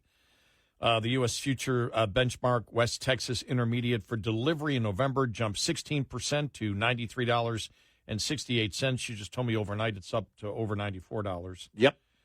As traders now are looking at the possibility of $100 oil. That's the other thing, too. I think that's, there's so many things here, that the Democrats are worried about Biden. First off, he can't appear in public. He's horrible. I mean, it's just so bad. Yeah, he's getting worse at it every day. They know that. They know, like I said, the reason I believe they want Menendez to resign is they don't want the Republicans to make the comparison between Menendez and the Bidens. Right. And the other thing is inflation coming back again. Yeah. And I won't say coming back. It's still here. Right. It's that the rate will be going up, and those news headlines, that's the fear that the Fed's going to increase rates more, slow down the economy. And it's exactly what we've been talking about as you look at the housing costs going up. Costs for shelter are going up because they were lagging before, and they've been going up. And the fact that they were lagging in the government numbers, it still allowed for inflation to come down. Now that the government numbers have caught up to that effect, and energy is going to be the big hit, because you've got diesel prices going back up. That's passed on to the consumer, the cost of moving goods. And all of this, you get into the winter. What's heating oil going to be? This is all something that's going to impact as you head into January and start 2024. It's not good for this administration.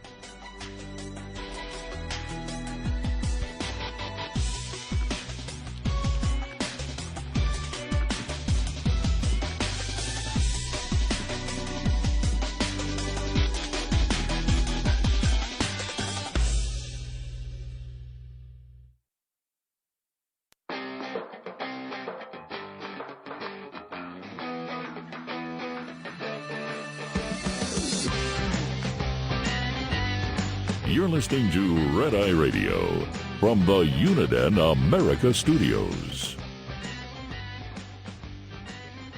It's Red Eye Radio. He's Eric Harley, and I'm Gary McNamara. So the border an issue here, and the border an issue even has been amplified over the last 24 hours as Republicans are saying, we need some border security with this budget plan.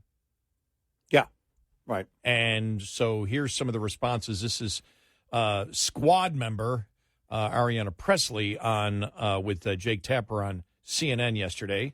No doubt about it. Our border is secure, and we're in the midst of a humanitarian crisis. There you go. So the border is secure. That was yesterday. This is Guam's. Guam is tipping over. Hank Johnson.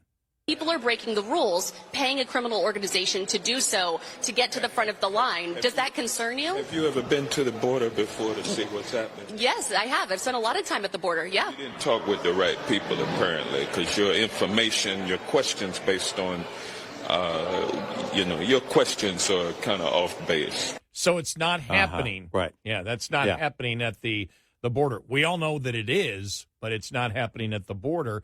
Then Newsom was on in the spin room yesterday after the debate with Sean Hannity. Here's part of that. Is this border secure? I believe Ronald Reagan was right in 1986 when he supported comprehensive immigration. Yeah, well, he also said it was the worst decision he ever made. Yeah, but I believe that he did the right thing for the right reasons because he recognized it's not just a border issue. That the entire system needs to be reformed. We haven't reformed since 86. You're not answering my question. There you go. You're not answering my question. I mean, they can't really do it. No, reality is very much in the face of the Democratic Party right now. Newsom making his rounds. This is on CBS News yesterday. Okay, here we go. What is the biggest piece of misinformation you think this so-called JV squad has been peddling? What concerns you the most? Well, across the board. I mean, they sell fear and panic around border and crime, but they sell common indifference around things like climate change. That's going to be your stand? that the Republicans and the JV squad is the Republicans. That's what he refers to them as a record number of illegal immigrants pour across the border, as we know, and cities are overwhelmed by crime. Is the fear and panic? Is Mayor Adams? Is he a Republican? Nope. Is the mayor of El Paso a Republican? No. Is the mayor of Chicago a Republican? Nope. Or these problems where they're screaming that something has to be done.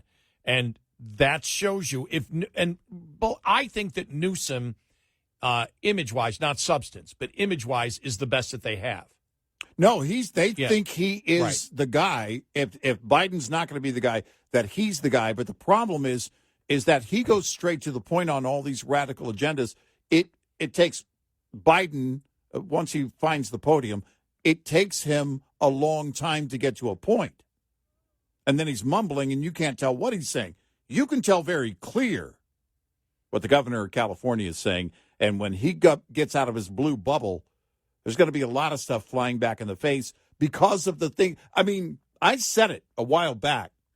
I wouldn't want to be a Democrat that has to come in and clean up Joe Biden's mess or my party's mess, especially as a governor. If I were the governor, a blue governor of the blue state like California, I would say no thanks. You know, I want to go back. I want to play the entire audio cut that I have here with Newsom and Sean Hannity, because he talks about this is where Newsom loses all credibility, because he talked about the fact that Joe Biden's doing an incredible job. Nobody buys that. You can't win that. No. If you try to get into the minutia of things that people aren't sure of, maybe you can filibuster. But when your argument ends in Biden's doing an incredible job, you can't sell that, even if you're Gavin Newsom. I want to get to this part here. There may be some of the repeat of what we played already, but here we go. Is this border secure? I believe Ronald Reagan was right in 1986 when he supported comprehensive immigration. Yeah, well, he also said it was the worst decision he ever made. Yeah, but I believe that he did the right thing for the right reasons, because he recognized it's not just a border issue. That the entire system needs to be reformed. We haven't reformed since 86. You're not answering my question. We need to reform the asylum system. I want to know. I believe in strong borders. You just said Joe's successful. I think Joe Biden has been an unbelievably successful president. You hear that?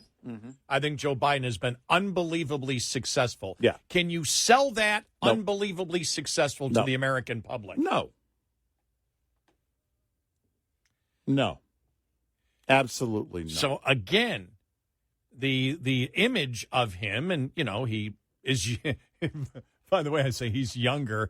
Anybody is younger than the two major candidates. Everybody is younger. From the Republican and Democratic Even side. people who are older than Joe Biden are younger than Joe Biden. My dad is 97 He's and much younger than Joe Biden. That's the truth. By the way, that's not an exaggeration. By the way, mentally, mentally, my father is. Yes, absolutely. He is. Yeah, he is. He's still. He's still. His mind is really, really, really there. And it's and I think the party is looking at the reality coming back in the face. I really would love to be a fly on the wall. I would love to know what they're seeing right now.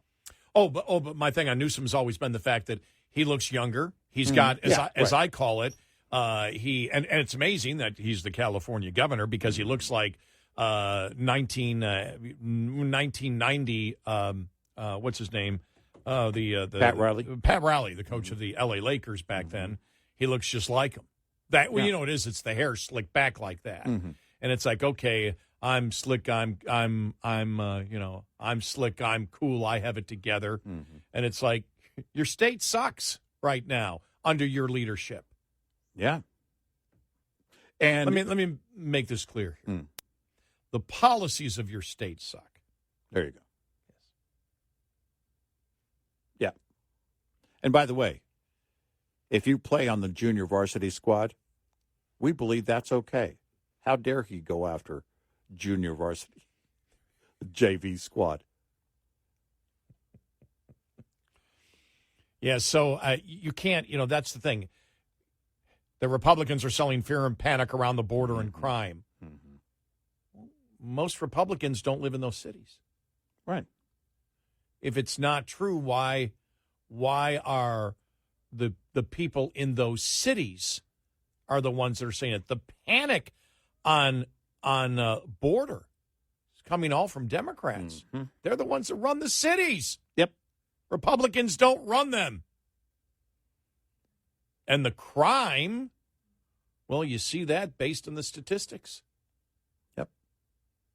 You see, is Target, we talk about crime in the cities. We saw where Target is pulling out, and this is where you ask, is Target a Republican company? No. Is Target leaving? Is Target a MAGA company that says we're not going to go in places that won't vote for Trump? Well, they weren't selling MAGA hats for babies, I'll tell you that, several months ago. You could make that case if they were selling the MAGA hats for babies. Exactly. They didn't have to move that display because it never existed. And you see it. It'll be interesting to see where they want to close the CVS stores. Mm-hmm. Are they going to be closing the CVS stores in Dallas? Fort Worth? I'm talking about major cities with Republican mayors. Mm-hmm. Dallas still has a lot of liberalism in it, though, as we all know. We're working on it. But it's tough. It's tough to go against what the new Republican, who was a Democrat mayor of Dallas, is selling. Mm-hmm. We see it across the board. You've got these cities, and still saying, what was the city that said, was it Seattle? That said, okay, well, we're going to beef up the police, but it's going to be the mental health workers. Yeah, that's what you do. Yeah, that's going to work. Yeah, that'll stop the real crime. Yeah, that'll work. All this garbage that America bought into in 2020. Yeah. That's really where the big push started. You think about it, COVID, and then defund the police. Summer of Love. Chop and Chad. Summer of Love. People just confiscating property and claiming it for their own. Mostly peaceful love-ins. Mostly peaceful love-ins that happen. And, we've seen what's happened to Black Lives Matter. The truth has come out. Right. They were full of it. Right. Companies fell for it. People fell for it. Fell for defunding the police. Now they're screaming in the cities, stop it. And Gavin Newsom doesn't want to address the problem, many of the problems in his own state. He wants to blame the party that is not in power in any of those states or cities. Well, and there's the thing, too. You look at this situation where we are, people are done with this massive grab for control of people's lives. When things started changing in these major cities, we asked immediately, what are the people that have to live there? What do they think? What about the businesses? And then you couple that with COVID and everything else. They want to control everything about your life, and they don't have any concern about your safety or well-being. People voted with their feet, and they're still doing it. The party is looking, I wonder how much of this is, as they look at it. I mean, because, we got the story just a couple of days ago about CVS and Target moving out. But this mass exodus out of these zones. The Democratic Party in D.C. on Capitol Hill has to be looking at this going, we have to change these radical policies. We have to back off. Because something is definitely shifting. Look at some of these headlines here. San Francisco mayor calls for mandatory drug testing for welfare recipients. Everything you see The that? San Francisco mayor. The San Francisco mayor. Denver businessman dumps poop found outside his business on City Hall steps. Demands action on homeless crisis.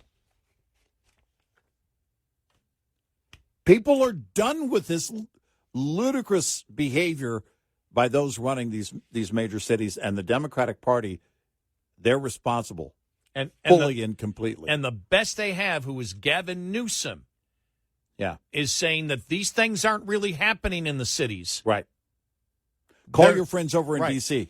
Right. There's really not that much of a problem on the border. Right. It's the it's the Republicans, the crime in the cities, and the border situation that the Democratic mayors are screaming is all just fear being perpetuated by the Republicans. Yeah, that's right. Is that true?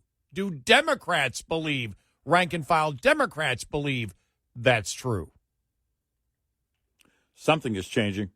Look, they're leaving. People are leaving. 866-90 Red Eye. Get in touch with Red Eye Radio, toll free at 866-90 Red Eye.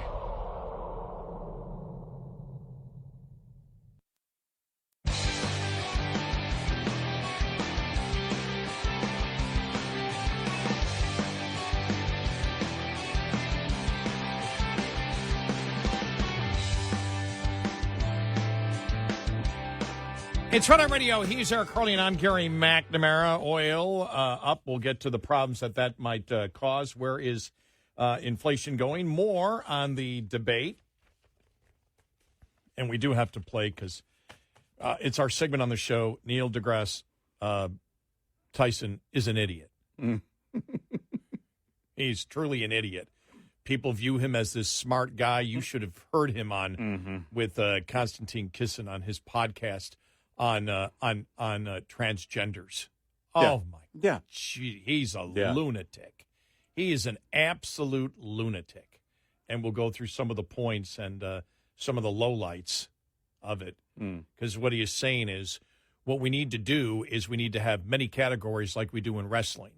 You need to figure out, have 10 different divisions, 15 different divisions, 20 different divisions, and find out, through hormone examination and weight and lung capacity, and you have all these different, like sports should be, cut up to 10, 15 different segments in order to, and it's like, you're out of your mind. Yep. Yeah, it really is. He's out of his mind. He really is. Because what he's still trying to do is force this on people. Yeah. And it was interesting because when they brought up, for example, affirmative action. He goes, affirmative action, well, we need to get rid of affirmative action. We need to get to the root causes and get rid of it. Yeah, but what you're advocating is affirmative action in a way. Right. You're still forcing something. Yeah, you're forcing something. Right. You're saying get rid of that affirmative action to replace it with this affirmative action. Yeah. He's an idiot.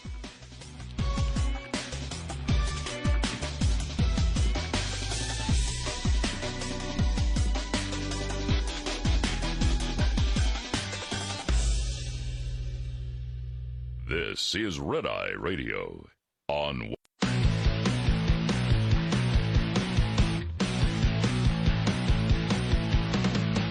Now, it's Red Eye Radio. Gary McNamara and Eric Harley talk about everything from politics to social issues and news of the day. Whether you're up late or you're just starting your day, welcome to the show. From the Uniden America Studios, this is Red Eye Radio. All across the USA and around the world, we are Red Eye Radio. He is Eric Harley, and I'm Gary McNamara. We always like to have fun, right? Even on the serious issues out there. Yeah. I thought you were raising your hand. You were like exercising. Like, are you raising your hand over there? Like, you want to answer a question or something? No, I was pointing at you. Oh, okay. Like, start talking. Oh. Say something. Oh, okay. But this is just let's have some fun, right? It's a Thursday. We've talked about all the serious topics. Well, we have not. Well, I will say this. Yesterday, I did not hear once the name Taylor Swift. No. In all my news searching yesterday, I did not see that. I did not. So we're making Didn't see it. We're making progress here. Right. You know, unless his eyes have drifted to Maren Morris. Travis Kelce, you know. Mm-hmm. And by the way, I do love the fallout from Kaepernick, though. That's just be great. What a great revolutionary he is. Police brutality, socialism, football is slavery. Please make me a slave again. Master, please make me a slave. I don't know why he would want to play again after saying that. I know. It's just... Wouldn't you, the next thing would be, so therefore I announce that I will never play in the NFL again? What a revolutionary he is. Wouldn't that have been a greater stance? Yes. I refuse to play in the NFL. Right. I mean, because you're not going to play anyway. But at least this way, some people who really aren't familiar could go, oh, man, that guy really, decided to make the sacrifice. He walked away from NFL. Actually, the NFL walked away from him. But who knows who left first? In fact, I can make that pledge. I will never play in the NFL again. Well, the reason we brought Kaepernick up was I'd said earlier in the week when the whole Taylor Swift, Travis Kelce thing came out, I go, geez, I'd rather hear about Kaepernick. Uh-huh. I go, but we're not going to. The next day, please, New York Jets, please. Yeah. Please take me back. Come on, you. What kind of a wimpy revolutionary are you? I mean, you were attempting to sell Marxist socialism by lying about the cops. Right. And then doing your kneeling thing in the NFL. You were the revolutionary that all the revolutionaries looked up to. You said the NFL, being a player, was slavery. And now you're begging the masters to be a slave again. You wimpy revolutionary. What happened to the far leftist, radical Marxist revolutionaries? I guess they just want to play football.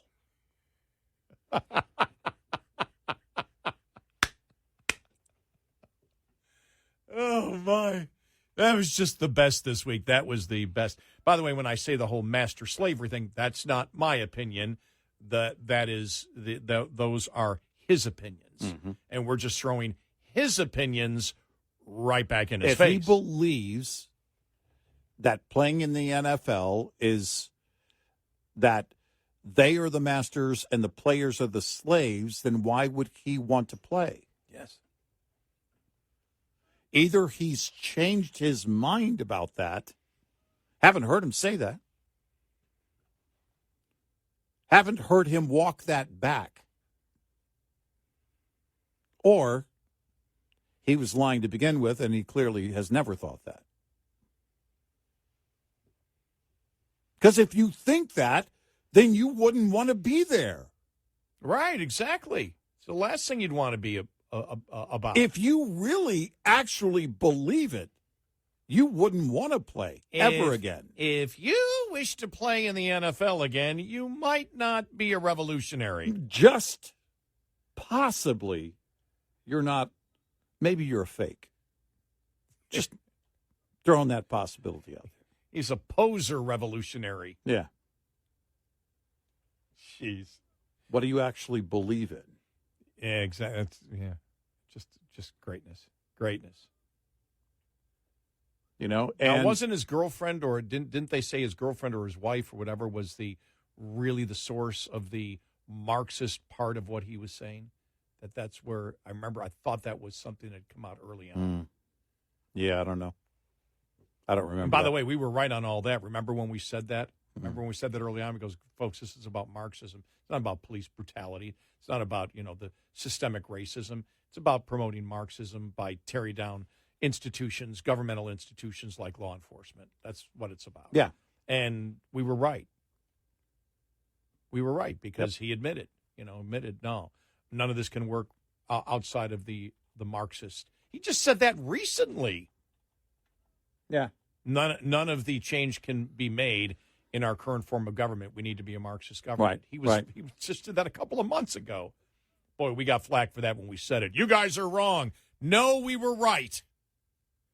And I don't say that from any form of arrogance. It was easy to figure it out just because industry and business and sports leagues wish to, I don't know, turn a blind eye to the reality of what was going on because of their refusal to easily recognize what was going on. That's on them. We're not geniuses. We just can look at people and say, okay, what are they really about? And the information was there back then as to what he was about. And he was promoting his Marxist ideology. Yep. But that was fun, though. It's been a fun week. But more fun here. The Russian English, should I call him lecturer?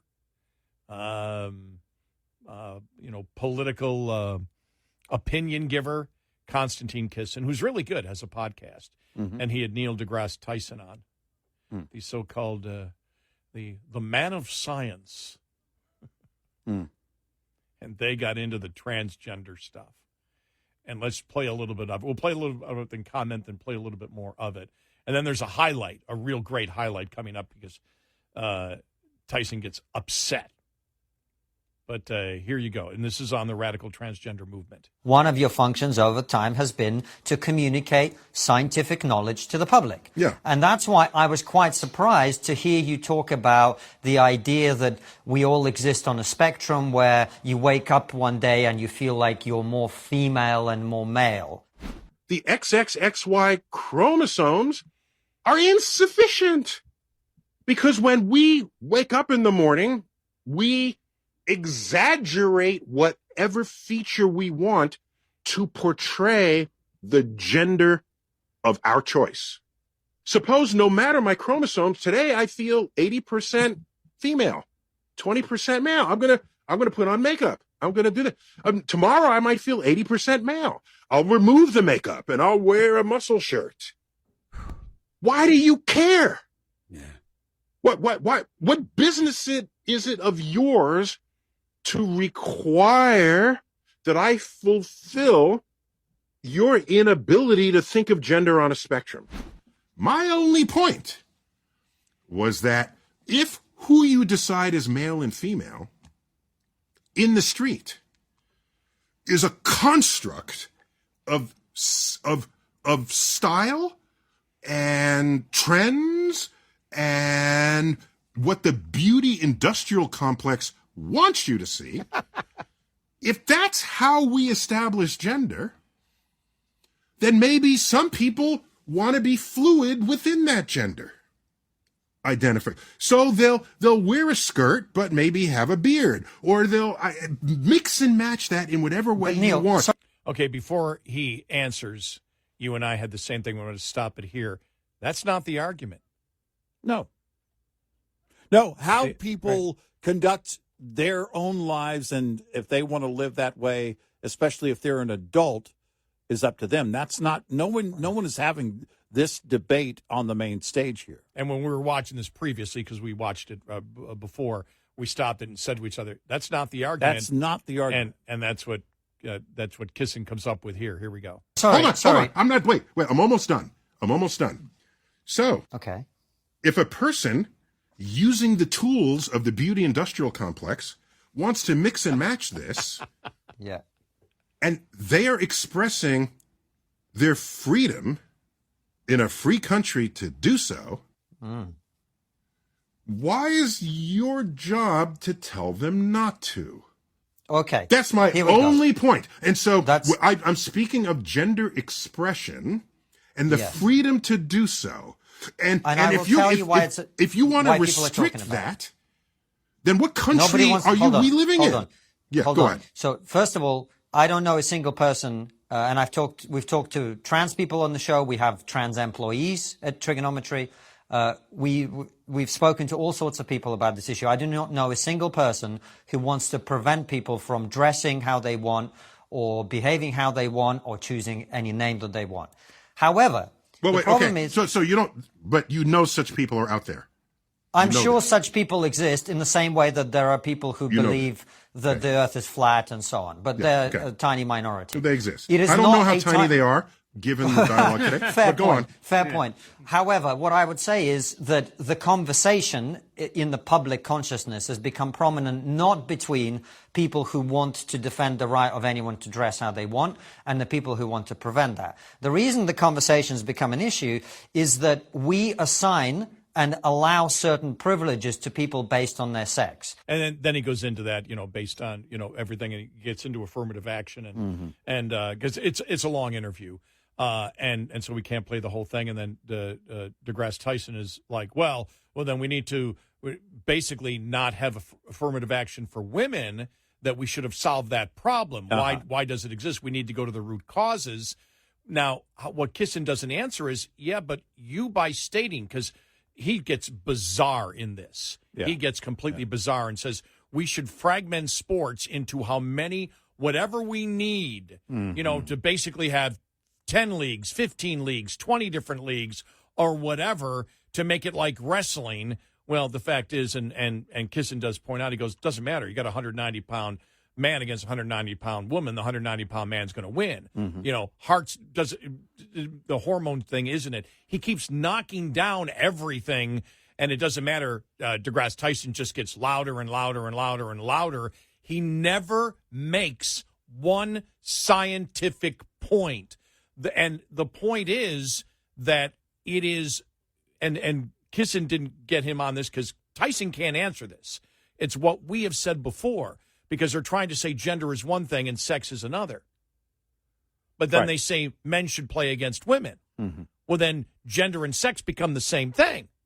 Yeah. You can't differentiate them. Right. And what you're saying is, well, because, and Tyson makes a poor argument by stating that you wake up and you feel, now I'll say this, in my entire life, I have never, ever woken up once and felt I was female or male. No. I have never, ever felt that I'm a male. I know I'm a male. Well, I didn't wake up and say, because I'm a male, I better do this, and this is how I better look, and I better choose to do this. Well, self-realization is you are a male. You know you're a male because of how you're made up, the physicality. But there isn't anything in my mind that says, and I know we do have that audio cut where I say, I'm a man. But, I don't really I don't think most people do. Some may. Some people may wake up and have that. I don't. I've never had that feeling. I know. Now, I know I'm a heterosexual because I know what I'm attracted to. So that I know. And so just by that and knowing that they're a woman and I'm a man, by looking at, knowing what my chromosomes are and what my body parts are, that's how I know. But I don't wake up feeling, as he said, you wake up one day going, I feel 80% female and 20% male. What the hell's he talking about? He's just creating something out of thin air. Yeah, he's making stuff up. And then he's stating that because you have that, then you should be able to play sports against women, but we need to find a way to make it fair. And so we need to slice and dice and do whatever we can to have as many sports leagues. What he didn't address was team sports, contact sports. Exactly, because he compares it to wrestling classes, high school wrestling, and the different classifications by weight, where you're talking one-on-one. Because when you're talking team sports, it's very different. And contact sports. Contact sports. Right. You're talking something very different. How would you even constitute that many different leagues? No, you can't. 2 players on each team? No, you can't do it. And Title IX created protections for women, and it applies to school and sports. They talk sometimes, you've heard in the past, this guy's the smartest guy in the world. He's an idiot. He was all over the place. He may be smart in some areas. He's an idiot. He was just talking in circles. And he's completely rejected science. Completely rejected science. Yep. But we'll get to the highlight of it coming up next. 866-90 Red Eye. Brought to you by Hot Shot Secret. Hi, I'm Jen Loomis, a transport safety expert at J.J. Keller, and I'm here to share a tip on roadside inspections. Roadside inspections all begin with the driver interview, during which the officer will gather basic information from the driver and prepare the driver for the inspection. The officer will also be evaluating the driver, determining if the driver can speak English, is under the influence of anything, has an illness, or is fatigued. The officer will ask the driver for required documents, including vehicle and driver credentials, the driver's log, and shipment paperwork. The officer may also conduct a vehicle inspection. Before beginning the inspection, the officer will take steps to make sure the inspection can be done safely. These include chalking the wheels, wearing personal protective equipment, and explaining what will be required of the driver. The driver needs to pay close attention to these instructions so that the vehicle inspection can be conducted in a manner that is safe for the inspection official. This tip was brought to you by J.J. Keller and Associates. Visit us at jjkeller.com. Get in touch with Red Eye Radio, toll free at 866-90-RED-EYE.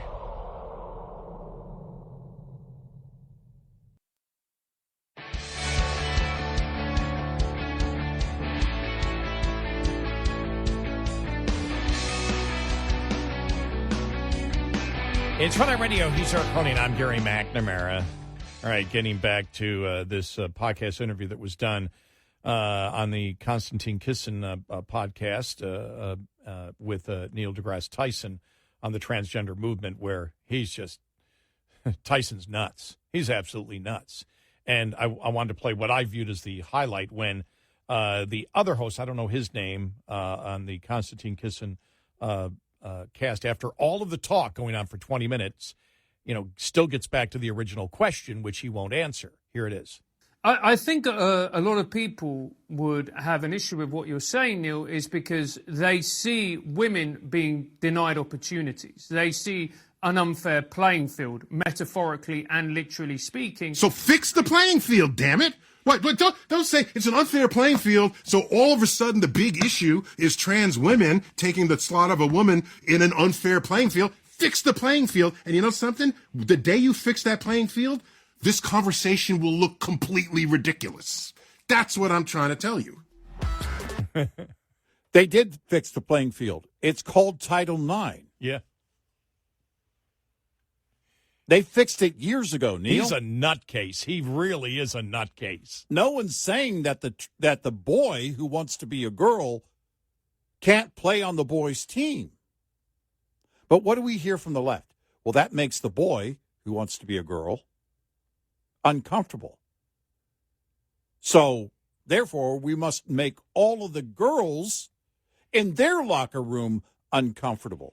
Yeah, you can't level the playing field in basketball. So what he's saying is, then basketball needs to become a sport where everybody is the same weight, but as they pointed same out, height. But they pointed out, well, no, but if they're the same weight, the male still has the advantage. Well, then you'll have to figure out, you'll have a 150-pound male play with 160-pound females. Or, I mean, it's bizarre. It is.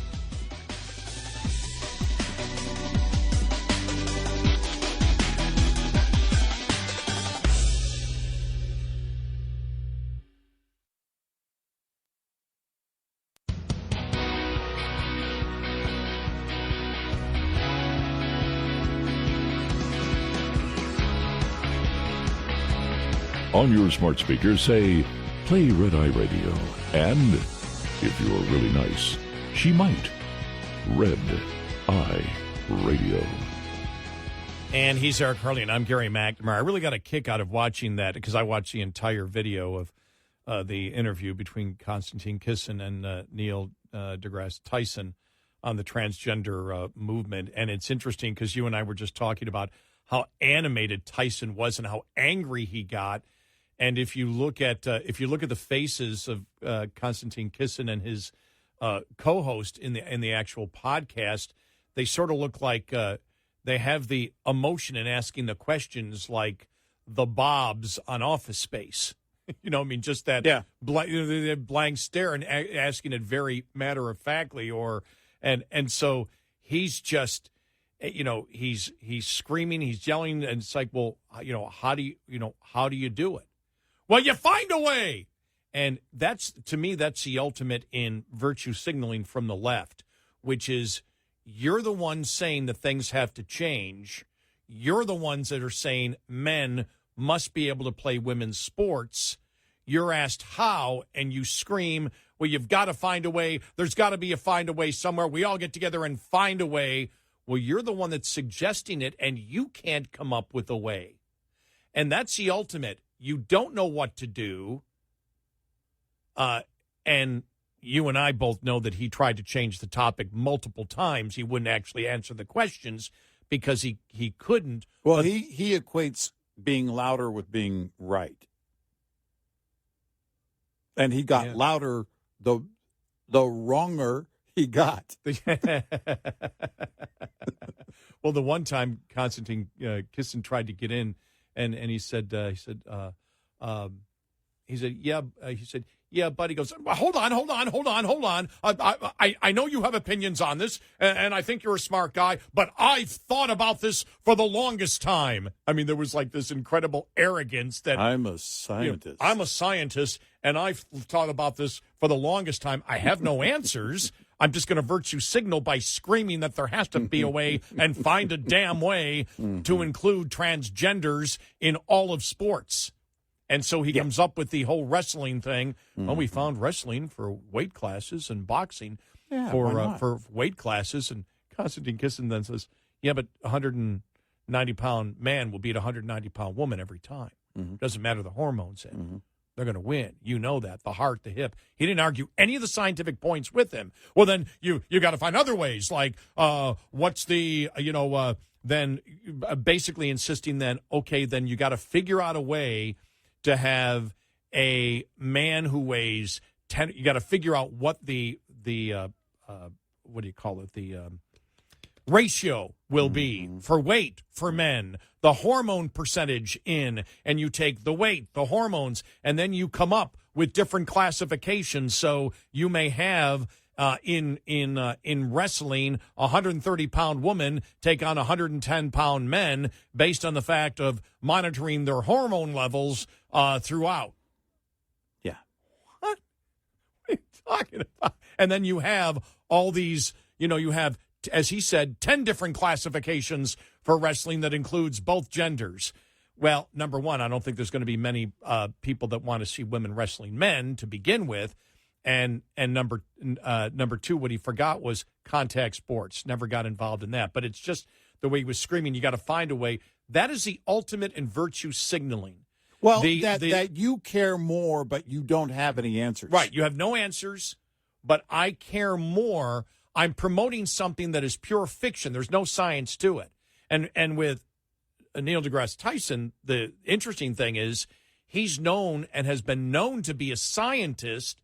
He cannot back any of this up with science, but he's using his science credentials to give himself credibility as he completely ignores science and then screams that there needs to be a solution, which he doesn't know what it's going to be, but he's screaming it louder, which gives you the opinion then he cares more than you. The ultimate virtue signaling from Mr. Science. Yeah. Who doesn't have any answers.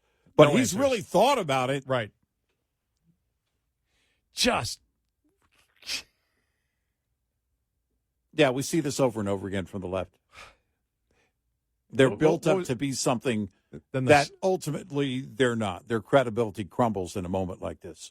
All of it. And here's the thing about, because you wonder what's in his mind, because you see him, and if you see him in his eyes are moving all over the place. He's just like anticipating what the next question's going to be. And he is a scientist. And, and I've seen before he became this liberal, insane woke person, where there was critical thinking behind the things that he was talking about in the universe. You could look at it, you could say, okay, there's critical thinking behind it, even theories, whatever.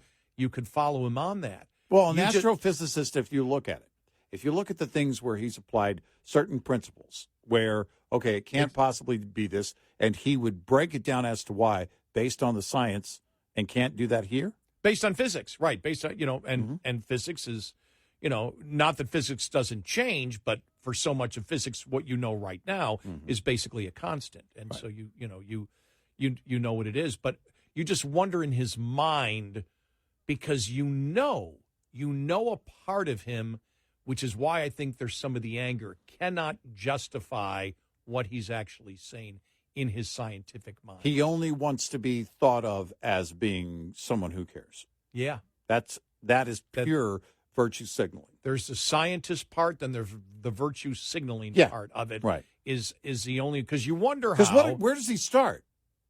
X, Y chromosomes, not even, he throws out all the science. He just dumps the science. Beware of a scientist who's willing to do that. Also, beware of so-called scientists who are named the science guy. I was going to bring him up, too.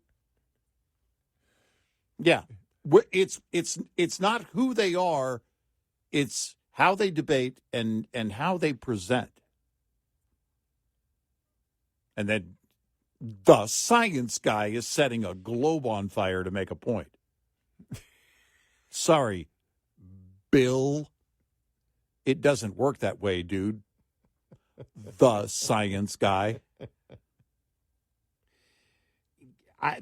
And so I have to ask, and again, this is pure speculation, but you wonder, is there a part of somebody who is,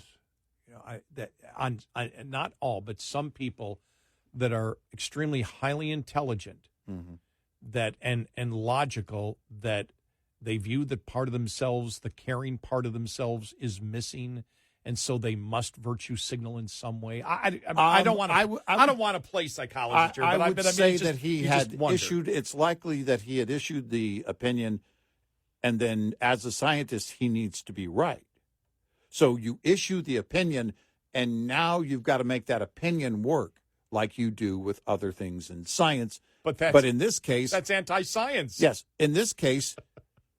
You undermine. That's why I said all his credibility on everything now has to be in question. If you're willing to, the first thing you do is throw the science away. You throw the chromosomes away. Because then I'm done. I'm done listening. Because you throw the chromosomes away. His argument was you throw the chromosomes away because some days you wake up feeling 80% female and 20% male, and then the next day you can wake up being 60% male and 40% female. Huh? What? No. By the way, I don't care what an individual wakes up thinking and feeling, and also how they follow through with those feelings of how they want to behave. That's where he started. Again, everything that starts on a false premise may sound logical from that point on, but it's still false based on the premise. He started on this premise that the debate is about individuals and how they want to conduct themselves and how they may feel. If someone wakes up that way, then there are things you can do. You want to follow through with it, and you want to address a certain way or start an 80s rock band, go ahead. Well, I mean, that was the thing, too, where he started out when they talked it, and they started the conversation, and his major thing was the transgender movement is people that don't want other people to express themselves. That's false. And that's not the argument. And then he had to try and be right. But you admit that there are people, but you admit, no. I don't know anybody of them. You may say they exist, but there are guys that have made TV shows out of claiming Bigfoot exists. Let's talk about the actual debate, Neil. And then did you hear it's like, there's a small minority that think the Earth's flat. Well, it may not be a small minority. Yeah, I don't know how So the guy who's all about science just wants to take the science and throw it out and then insert facts that don't exist. The other key that we recognize immediately, when somebody starts emphasizing the small minutia of things that don't matter to the argument. Right. And that's what you saw from Tyson. Right. And we've been doing this long enough where it's like, okay, this person doesn't actually have a defense because they're trying to focus and deflect to something else. Right. Otherwise, they would Right. address the issue right on. Yep. They don't have to do that. No. And so I was amazed. I wonder if there's any self-awareness when this interview comes out where No. he says, my God, I can't do this anymore. No, I think that there is a desire, because I think he probably at some point, again, issued an opinion and then needed to be right. As a scientist, you need to be right. Well, Stephen Hawking's black hole theory was wrong for 30 years. His peers were telling him he was wrong. See, But at least that was based on something where you could say, all right, this is my theory, and here's why I adhere to this theory. But at some point, he turned around. I would think the need to be right would be opposite of what a scientist would want to be, because a scientist would want to acquire knowledge and I say, this is what we know currently. Exactly. That's the whole point. He's not acting as a scientist. Yeah. He's trying to apply, because when you come up with a theory, basically then you move on to prove that theory. And you have debates with your peers. Things are reviewed by your peers. Well, that's kind of the process. Well, what he's doing is he's throwing everything out, trying to make it all stick, because he issued an opinion, but he starts by dismissing the science. Wow, it was really bad.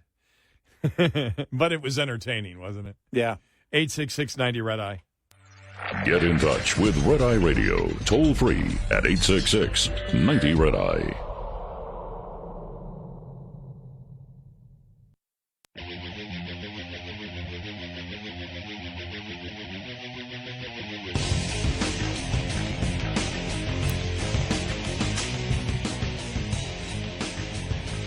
It's Red Eye Radio. He's Eric Carly. I'm Gary McNamara. Quickly, let's go to Michael in Oklahoma. Michael, welcome.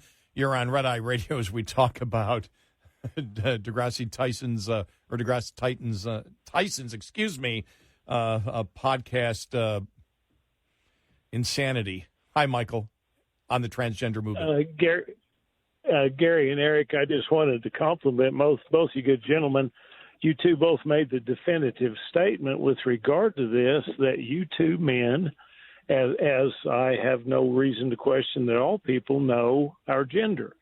And you two gentlemen are, and I listen to you all the time, of course, but you are the only two commentators who have had the honesty and the courage to make the definitive statement that, and it seems like a simple, obvious statement, but it is quite profound, that you know the truth with regard to this, which happens to be your gender. But the people who would argue, as this fellow argued, and you well pointed out that he virtue signals, and Eric said, I really had to chuckle when Eric said he just figures that the louder he gets, the more truth he is saying.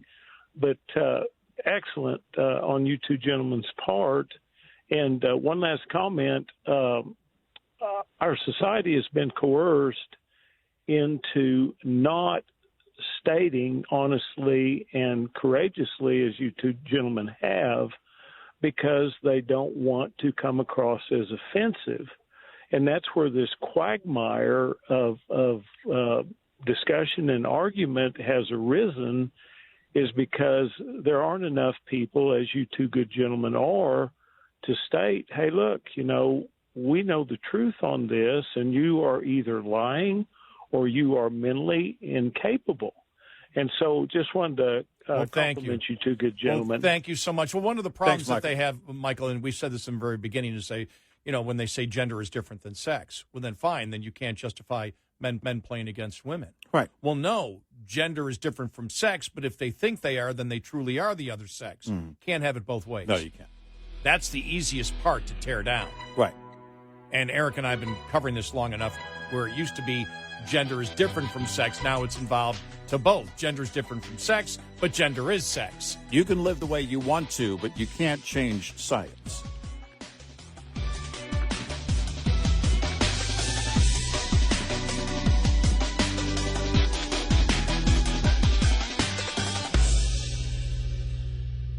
This is Red Eye Radio on Westwood